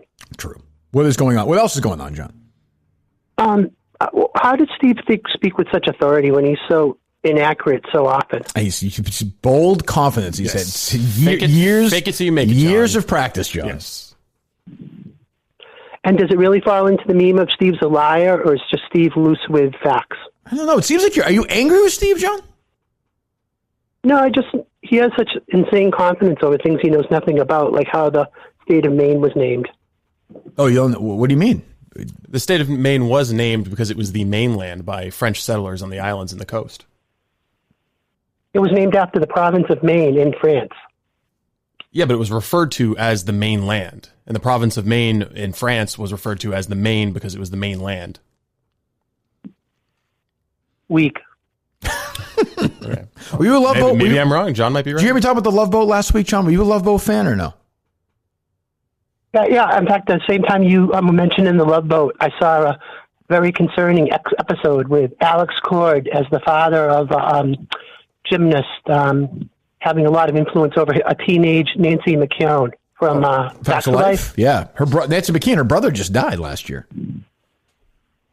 And it makes you look back at the whole, gymnast thing, even from that era. Of course, Aaron Spelling was first on the ball. No surprise there. I will say, as I said before, the doctor, Bernie Capel playing the doctor, was a little problematic. He was awful handsy with the ladies when they came in. But yeah, most staff. Or all the staff, right? All the staff kind of fraternize a little too much. A little too much. A lot of fucking going on there, which is okay. I guess it was the 70s. What are you going to do? Hey, they promised you it was the Love Boat. That's true. What else, John? Do you have it? Do you have which version of the song do you like better, the Dionne Warwick or the Jack Jones? Come on, the Jack Jones one, which is a great have you seen Airplane 2? No, is it good? It's a dumb comedy knockoff, but at one point Ted Stryker is institutionalized in the mental institution, escapes, and when he's running away for some reason, Jack Jones is singing The Love Boat in a tuxedo. It's funny. It's a funny cameo. But yeah, the Jack Jones version. He's almost irreplaceable as an American icon. Who's that? Jack Jones. Oh, tremendous song. Tremendous song. Yeah. Plus Most Wonderful Time of the Year. That's right. Christmas classic. That's right. He had a good run, didn't he? Hey, I got a question about the raffle. Okay. So I'm planning on buying 8 tickets. Now, what if my name keeps coming up because I don't have any friends? What am I going to do? I think we're going to do one person can win once, correct, Steve, or no? No. Oh, so somebody can win 3 or 4 times? Yeah, so we would have to. I didn't know that. We would have to go into the bag and find every single other entry they have and pull those out and then continue the lottery. So if somebody buys 100,000 tickets and wins, they're going to have to decide what they want to do with those tickets. By the way, breaking news, Johnny. There are 95 tickets, 95 places available now for it. Not 45, 95. Dun, da, da, da. There you go. So you're going to get. Are we promising Cat's going to be in the house? I beg your pardon? Are they promising Cat's going to be in the house? Cat is the Minifan. Kittens? Cat is the Minifan who is member Manager. of the FW Hall. Oh, well, she works there, right? Yeah. Oh, I presume she'll be there. Yes, I don't know. of course. Okay, well, great. Yeah. Why, you're a fan? Are the Minifans going to drool over her like those poor ladies up in Madawaska? That's a good question. I don't know. To ask is to answer, John. Oh, that poor waitress in Madawaska was, survived barely at that point. But yes, I would imagine they probably will. Is Barstool going to charge sales tax on each ticket for the raffle? Steve? It's a good question. I don't know. They probably will. Sounds like a yes to me, John. Yeah. And who gets the sales tax? Well, where does sales tax usually go, John? What do you think, John? I'm going to guess that, state of New York? I would imagine, though. Yeah, it's either state of New York or state of Massachusetts. Right, one or the other. It's a fair question, though. Because I didn't know where the sales tax went for Sacco, so I was just wondering. It's a reasonable question. Well, I'd like to thank you, gentlemen, for indulging me and entertaining me for so many years, and I look forward to many more. Well, call whenever you'd like. You've been missed, Johnny. Peace. All right, same to you. Kind of combative, Jon Stewart, today. A little bit, yeah. Which is good. I don't mind. I like having them back. It's good to hear them. They're still loaded up? I can't imagine anybody hung up with Jon Stewart's call. They are still loaded up, yes. Yeah. Go ahead. All right, that was a tough act to follow. But, Steve, what are your career aspirations? My career aspirations. I mean, I've talked about this before. I want to run a bed and breakfast.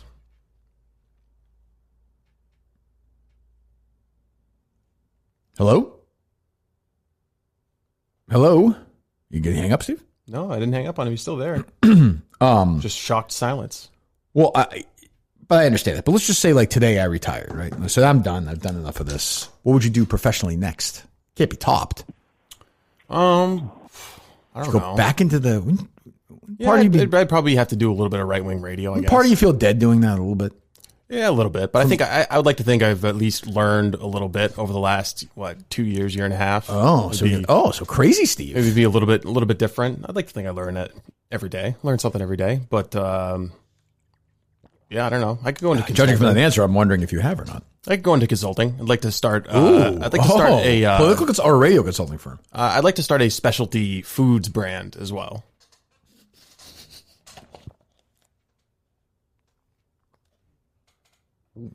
What? What do you mean? Like making beef jerky and kimchi and sauces. I don't even know and what to do with you. stuff. You're fucking nuts. What? You can have a consulting for what? Politically or for radio? Well. Radio, right? There's a couple of different things I could do. I could do like consulting, advertising. like, what's I could do a big advertising consulting. You consult a Jeep place? I could work for like nonprofits that are trying to set up podcast studios. I can go build their podcast studio. Liberal. There's plenty of nonprofits that aren't liberal. That's true. There's a bunch of stuff I could do. Or I could just go live on a fucking farm in Maine and milk cows. Sounds good. They're loaded up? They're loaded up. All right. Hello. Take a few more. We have some reads to do, right? We do, yes.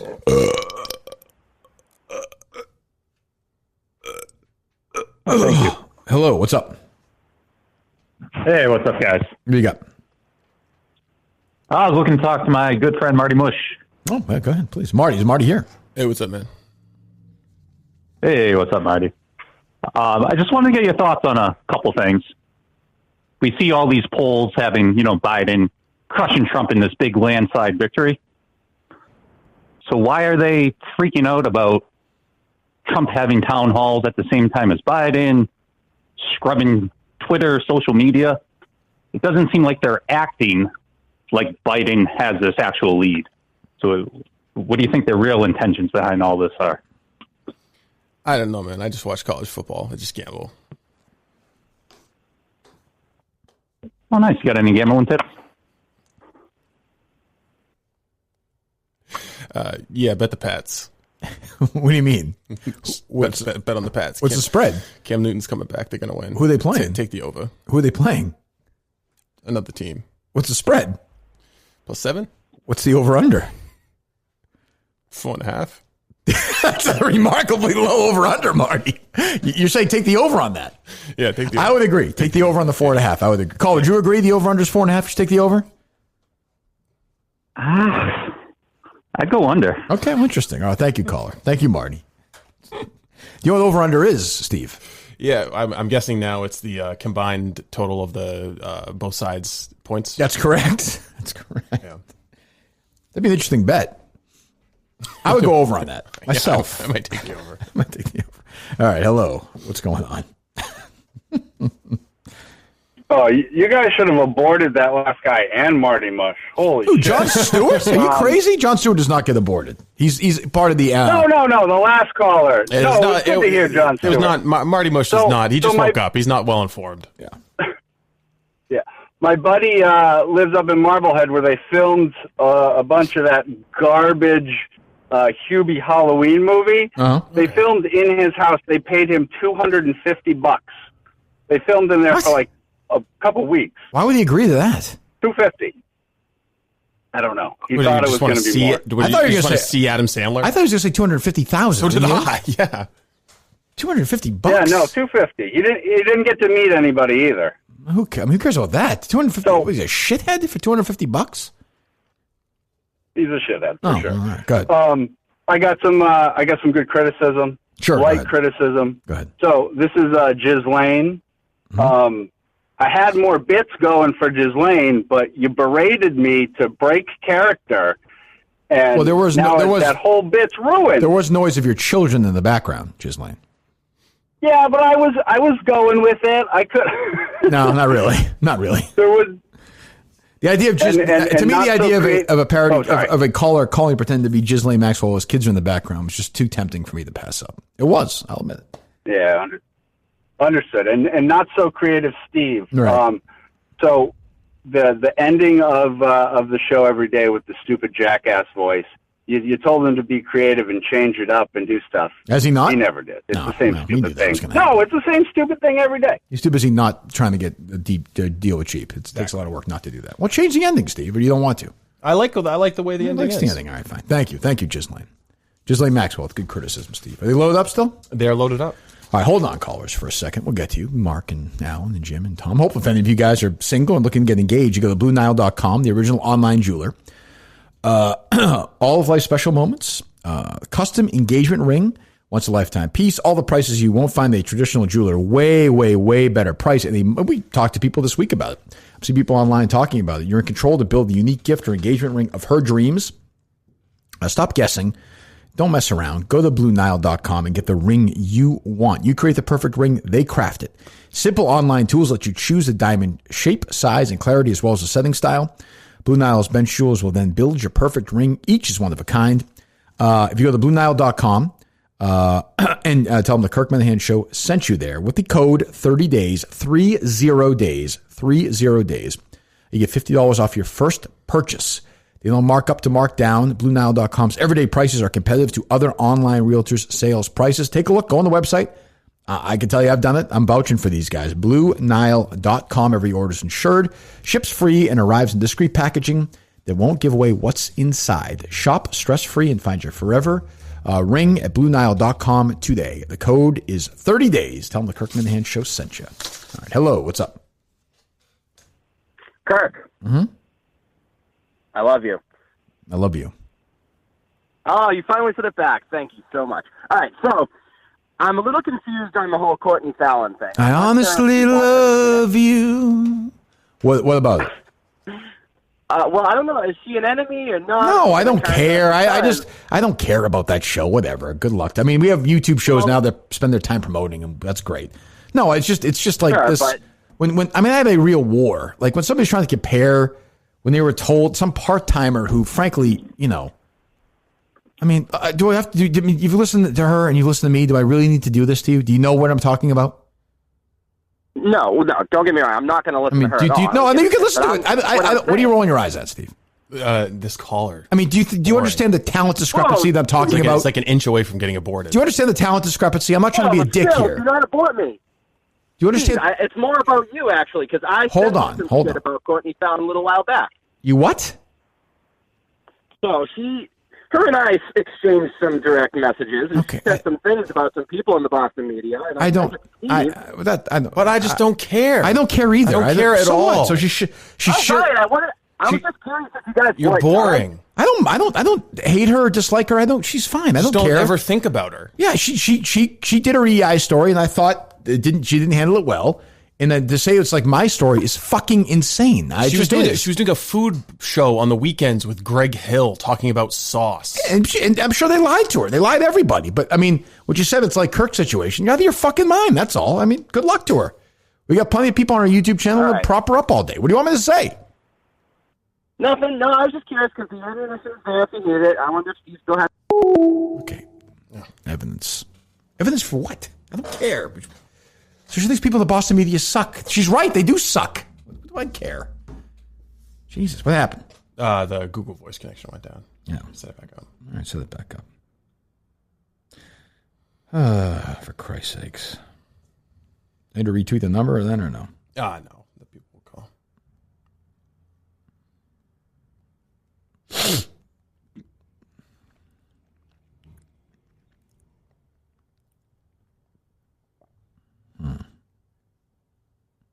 How'd you grade the caller so far today, Steve? Give me a grade.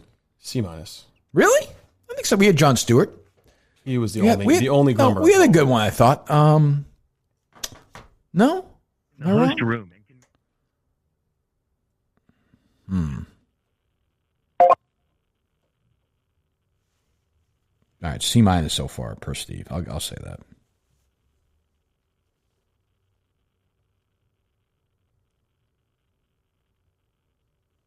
Ready to take him? Yeah, guy. They load up again? No. Well, hold on. I'm not taking to load up.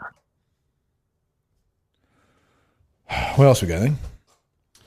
No, it's all the good audio that we've had to play. Yeah. They're not loaded up, I think they're waiting until Monday to put out the next batch of good Hunter Biden crack stories. Okay. They're not loaded up, huh? Nope. Oh, yeah. Mills Store for Men is as we know, a great deal this week for the Minifans. We had a great time with intern Justin. Fantastic. He looks great. Great singer also. Great singer also. That's right. Tom Bahama, Vineyard Vines. We know all the great clothes. The cashmere sweaters for $99. You go in there, the Under Armour, they have all these new clothes now. I'm telling you, if you go in there, first of all, it's safe. You'll feel great. Get some good clothes. See people who have been supportive of the Kirk Minahan, showing Kirk Minahan since day one. They have Social Plaza, Braintree, Chestnut Hill Square, Chestnut Hill for their physical locations. Or if you're not going to go there, go online to Miltons.com. Miltons.com and get all your clothes there and let them know. Put a note in there. Let them know the Kirk Minahan Show sent you. They like knowing that. They like getting that feedback for real. So do it this weekend. Get your fall clothes ready. All your stuff. We know all the clothes, all the shoes, Tommy John, Timberland shoes, all that stuff. Only available at a great price at Milton's. Top price, top clothes, top people, top company, top affiliation with the Kirk Minahan Show. Social Plaza, Braintree, Chestnut Hill Square, Chestnut Hill, or online at Miltons.com. They're loaded up now, I imagine? They are loaded up, yes. All right, we'll take a few more and get the fuck out of here. What do you want? Hello, is it me? Yep. It is you. Kirk, you're the best. Steve, you're a star, even though Kirk doesn't express it enough. Can you guys do a live show at my house? What's that? Can you do a live show at my house? I'm moving out of my parents' house in my first place and wondering if you guys can christen it. I'll even let Kirk take the first poop. I mean, again, you know. Put the first poop on the table. Well, how can I put this? That's pretty big. I guess, you know, you can dream as long as the color is green. You know what I'm saying, motherfucker? You make it worth my while, I'll do it. Yeah. Oh, he's got conditions. What condition? Mm-hmm. Yeah, you can't wipe like a caveman. Oh, I'll wipe like a kid. Yeah, there's a deal breaker, man. You just fucked yourself over. I mean, I'm going to wipe the way I want to wipe. I won't wipe my ass. So. You weren't going to do it anyways. How much are you going to pay for it? All right, love you guys. Abort me. That's what I thought. Pussy. Oh, wait, what? How much are you going to pay for it? No. Fuck, man. I'm broke. Once I move in, I'm broke. Why would I go to your house and do a live show for free? I don't know. You're a nice guy. I'm not. No, I'm not. And where do you live? Where are you going to live? Rhode Island. Oh. Sheffield. Oh, well, okay. Goodbye. He doesn't deserve to be aborted. No, Steve. he doesn't. He doesn't. Not. You can't request the abortion. No, you can't. Not, it's silly. You think a baby requests to be aborted? Of course not. The Democrats say yes, but no, they don't. Still loaded up? They're still loaded up. 774. What a dumb call that was. Hello. Typical Steve fan. Sadly. Hello. Hey, Kirk. Yep. Hey, you still taking criticism? Sure. Why not? So Steve said he was going to change the donkey noise at the end of the show, but he never did. We just took a call on this. People are crazy. As long as they're listening until the end. All right, thanks. That's a good point, Steve. Everybody listens to you. We saw the amount of hours a week people listen to this show. It's insane. Hello. Why, I don't know, but they do. Kirk, hey. What's up? Bronson Arroyo. Hey, Bronson. What's up? How you doing, buddy? Not much. How are you? I'm doing fine. What's new? Good. I had a question for Steve, actually. Sure. What's up, Bronson? Pertains to your masturbation habits, Steve. Okay. I know it's come up a lot. So, who do you beat off to the most? Okay? I have a list of 4 here. Melania Trump, AOC, I can see Katie Hill, or Kamala Harris. Who crosses your mind the most in your mental Rolodex? I guess it's going to have to be Kamala because, there'd be spice there, What do you mean? Cross it, I think if you agree too much, then you lose a little AOC bit of would be in that lose too. a little bit of the fire. Yeah, AOC, I don't know. She doesn't do it for me. Oh, no? No. Okay. Kamala's the seasoned older woman. That's true. I could see that. You could see her easily stepping into that stepmom role, Sure. Whereas AOC is more in like the, she's like one of the TikTok girls that Portnoy's always chasing after. Okay. Good enough answer for you, caller? Well, stepmoms, I thought that was a no-go for you, Steve. I thought it was good point. I didn't say it was territory. I didn't say it was a no-go. You like incest porn, Steve? Is that what you're saying? No, I was just explaining incest porn, the rise of incest porn. You're saying you masturbate because you said it's incest, so you masturbate, so you are into incest. Yeah, stepmom. Yeah, that's Kamala, incest. Kamala as my stepmom. So you are into incest. That is what I would. So you're pro incest. Kamala as a stepmom. Kamala. I'm on the scroller porn thing right now. It is it's just a bizarre world. In a weird way, it's the most fucked up one of all. It's just weird. All right, thanks for the call. I'll take a couple more. Hello. Hey, Kirk, live to tape. What's that? Oh, live to tape. Okay, gotcha. Thank you. Yes, I'm live to tape. Is that it? Hey, it's the guy from Movie Phone. Oh, hello. How are you? I haven't called you in forever. You want some listings today, or are you good? That would be great. Yeah, I'd be curious. Please. I have a question for Steve Robinson first. Oh, well, all right. Go ahead.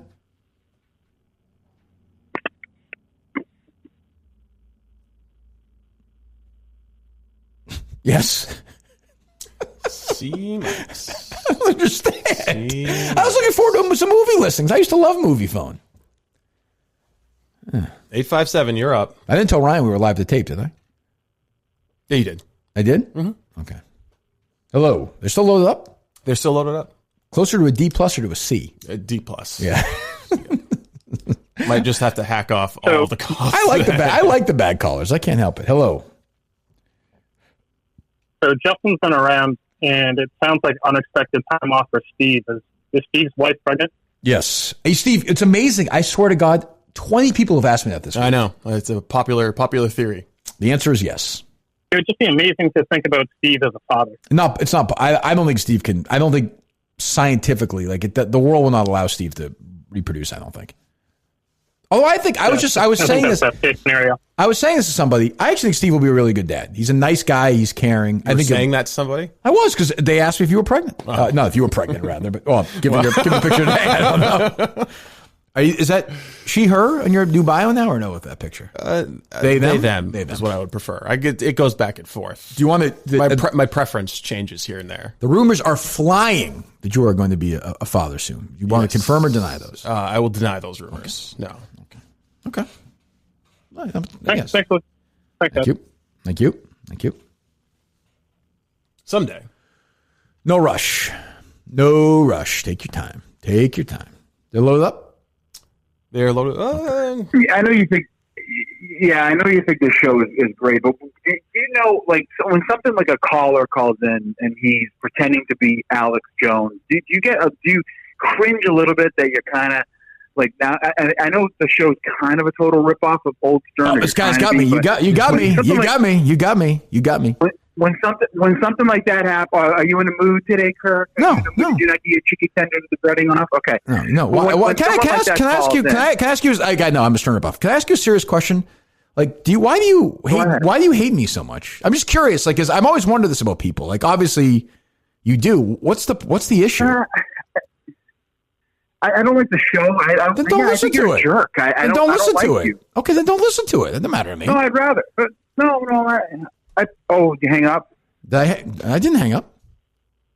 Oh, I thought you hung up. No, but I didn't. When you get, I got you. I know. I got you. I heard the question, but like, what's your overall point?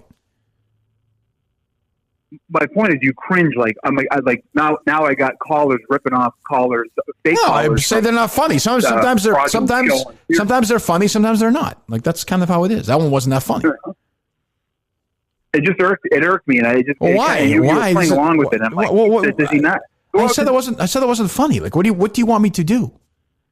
Why do you care? Why is everyone? Why are like all the guys are like, I'm going to take a shot here? Why are they always humorless? Like, why can't you be funny? Plenty times funny. Plenty times. You? Oh, all the time. Let's start over from the beginning. Let's start over from the beginning. Look, let's start over from the beginning. We're to start. We just picked up your call. Yeah, be funny. Go ahead. 603, you're up. Go ahead. We heard your criticism. Now be fun. Have a nice, pleasant conversation. Be funny. Go ahead. Okay, great. Listen, Alex Reamer. What am I going to talk about, Kirk?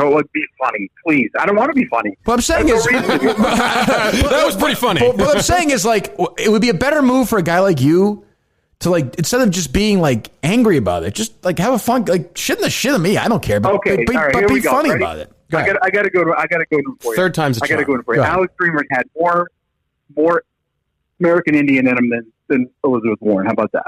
All right, there you go. Thanks for the call. Oh, there we go. I mean, we tried. I don't know. Well, it's okay. He hates the show. I would just say to him, don't listen. Make yourself feel better about yourself. Don't listen to it. D-. I mean, I don't know what to, this sort of ripoff thing is so dumb. If you listen to this show and think it sounds like Howard's, you're out of your fucking mind. Did I love Stern as a kid? Yes. But give me a break. Hello?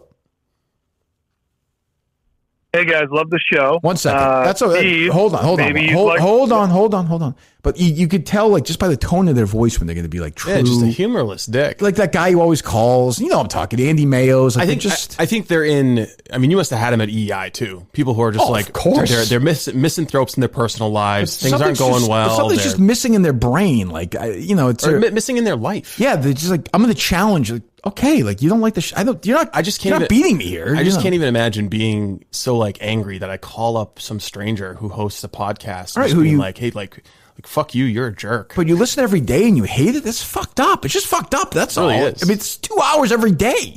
It's not once a week or something. I'd get that. For this guy's own mental health, fucking stop listening. What's up, buddy? He's just not funny. Well, that's okay. What's up? Yeah, so I hopefully maybe you guys are being a little playful. I don't know. I got hung up before. Kirk, is it okay if we do a little trivia with Steve here? I was fine. I'm fine with doing trivia. What are you? I'm trying to move the D- up. You can't abort something twice. Well, it was my first failed abortion, as it turns out. Little fucker crawled up out of the toilet. He's got guts, man. Jeez, I was willing to have the trivia. Why aren't you? It felt like it was going to be like a little cunty trivia. You're really an asshole. Hello. 516, you're up. Hello. Hang up. All right, one more. We'll get out of here. Please, God. 215, that's you. Hey, Kirk. Love the show. What's up, buddy? Hey, I'm listening back to some old shows, and I'm fascinated by your ability to have like almost perfect recall of moments that happened like 30 plus years ago. This is the kind of call I like, Steve. Yeah. You've mentioned. Go ahead.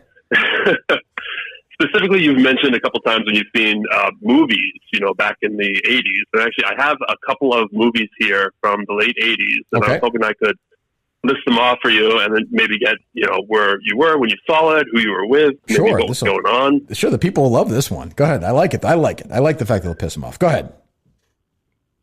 Okay.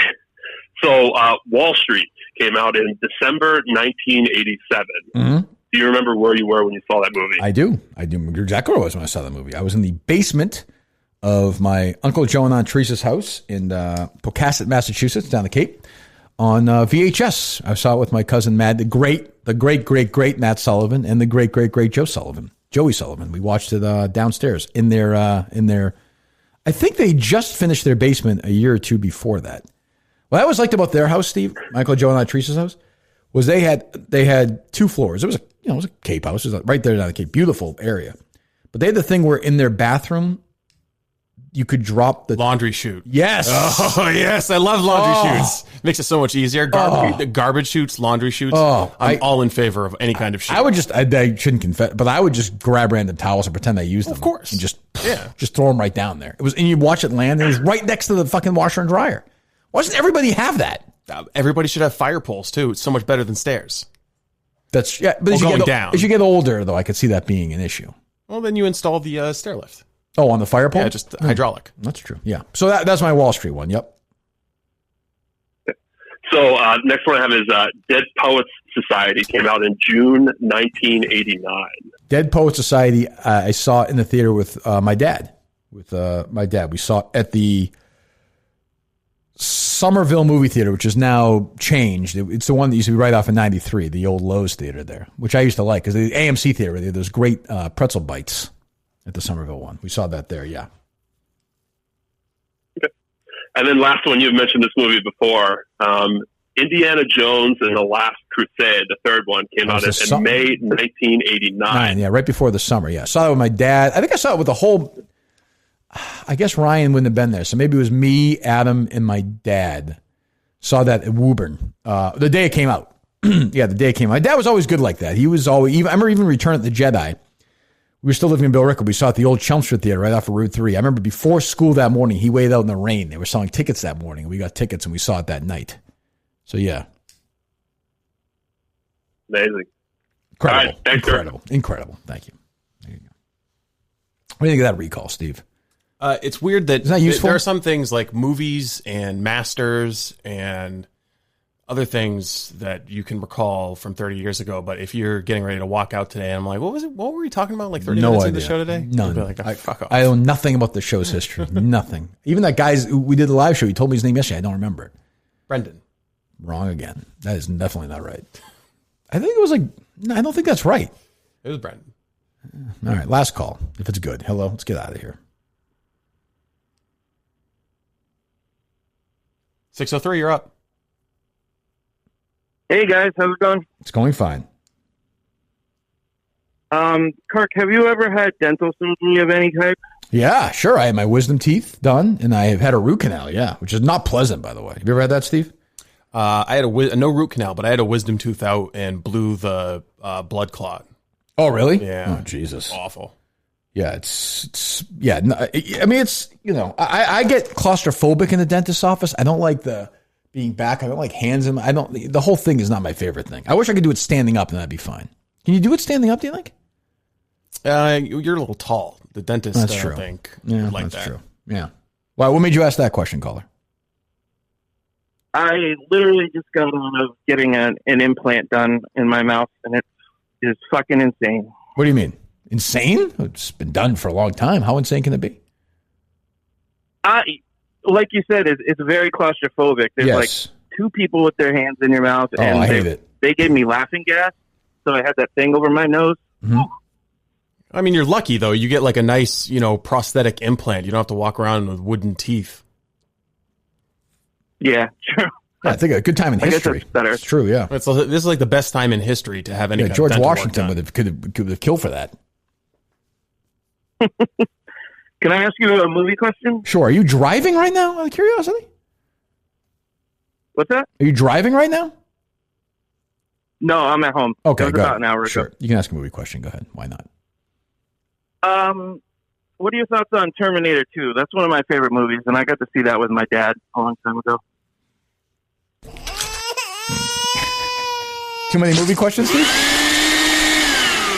You've had enough of the movie questions? I'm starting to think that we're not going to turn around today. Oh, not one more? We can try one more. Try one. Okay, I keep clicking on the 603s, hoping. We did not hear from the president this week, by the way. That's where I was going with it. Oh, great. There you go. Well, he's campaigning a swing state. Exactly. That makes sense. Hello. Hello. What's up? How's Mutt? How is Mutt? Yeah. I'm sure he's fine. We talked this week. I'm sure he's doing fine. That's good. Are you ever going to be able to find a spot for him in your little world? I don't know why I miss him, but I miss him. I'm not going until we get a funny caller, Steve. I'm going to get carpal tunnel from all these abortions. This is like you. I mean, I think Biden may replace Harris on the ticket with you. I know, right? You are a Democrat. Jesus. I'm not going until we get a funny one. Or a good one. Do you think we're in line for Democrat Party subsidies? No kidding. Jesus. Good luck cleaning that bathroom, these people now. The Kirk Minifan Show is brought to you by Planned Parenthood of New England. We could do that. What's her name? Who's the lunatic who runs Planned Parenthood? What's her name? It's changed now. It was Cecile Richards. That's what I was for a thinking while. of. Yeah, she hasn't run it for like a year and a half. No? Okay. She's a lot of laughs. Hello. 617. Hey, Kirk, you ever hear of Van Gleason? You know what that is? Of what? Of Van Gleason. What is that? It's where you take a piece of toilet paper, you fold it up, and you stick it in your ass in the hot weather so you don't get swamp ass. Yeah, but very big in the construction field. But I feel like the paper part of it would be painful. No? Well, it's just because, like you get the nasty bathrooms, the porta potties you got to use. Sure. Like, just use Gold Bond. A guy told me, yeah, but if you take a fucking shit in 90-degree weather, that's you're rough. sweating all day. That's what I'm saying. All right, thanks for the call. Thanks. That's what I'm saying. That's a rough business, man. Thanks. That's a rough business. Rough business. That's what I'm saying. Long days, boots and shits and ugh. Hello. Hey, how's it going? It's going fine. Steve, sorry. Steve, it's the guy who called last week about the chowder. Did you make that Portuguese soup? No, I didn't make the Portuguese soup. I ended up making a chowder. Nice. Yeah, we made some as well. It's pretty good. Thanks for the recommendation. Sorry, this wasn't funny. Bye. It's like K. Marco. It wasn't first. All right, last one. Good or bad, last one. Kirky, two things quick. I think you guys may be right about those whatever Trump took, making him crazy. I'm surprised you guys haven't played the clip of him talking about going in the crowd and kissing everybody, men and women. We did. Oh, okay. You must have missed that. Second thing, I have a good replacement for Mike. They have a lot of similarities, both like New York baseball teams. Okay, who's that? What would you guys think of Frank Fleming? Who? Frank the Tank? Frank the Tank. Yeah, we'll probably do that. All right, goodbye.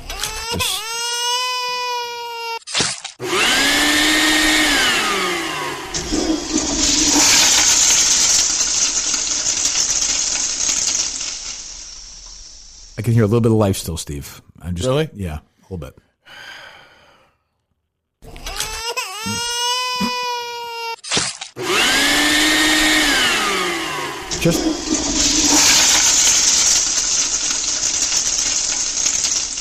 Just to be safe, to make sure these callers never come back, this batch of callers. Just import the entire day. Well, I just think I might need to take a pill just to be safe. Maybe one more. Okay, I think we're good. All right, so we're back Sunday live on YouTube, Sunday night with full details, correct, Steve? Yes. Full. We got everything, any question anybody needs to know, we're going to have, right? About the VFW. Well, it's not about the world. Well, you left it open. You left it vague. I don't know. I'm not correct. John Stewart has chasing me. I can't overpromise that I'm going to have the answer to every fucking question in the world. Taxes, and he is fired up today. He is. It's kind of a notable part of the day. Well, the big notable part of the day. He's not the enemy you want, I'll say. That's true. You have Steven. Can you say drag or no? No, I wasn't a drag. You were not. You were expressing how you felt as a woman. Yeah. Oh, okay. Are you a woman? Well, not anymore. Oh, well, you're fluid. I changed back. Yeah. It's fluid. Okay. Yeah. All right, fine. So we'll have all that stuff on Sunday. We'll start the show there. I'm sure we'll do that live on YouTube. All the information. It's going to be a sprint. The tickets go on sale. You think Monday at what time would you say? Monday around noon. That's what I'm aiming for. Monday at noon, the sprint starts. Well, it won't really be a sprint. It'll be a gamble.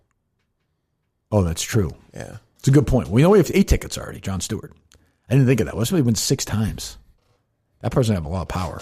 They are. Have a lot of power. Secondary market's going to spring up. Oh, God. There'll be some scalping going on out in front of the VFW. I would think so. Well, all right, fine. So, all right, we'll talk to you Sunday night live on YouTube, and then you hear the show on Monday. We'll talk to you then.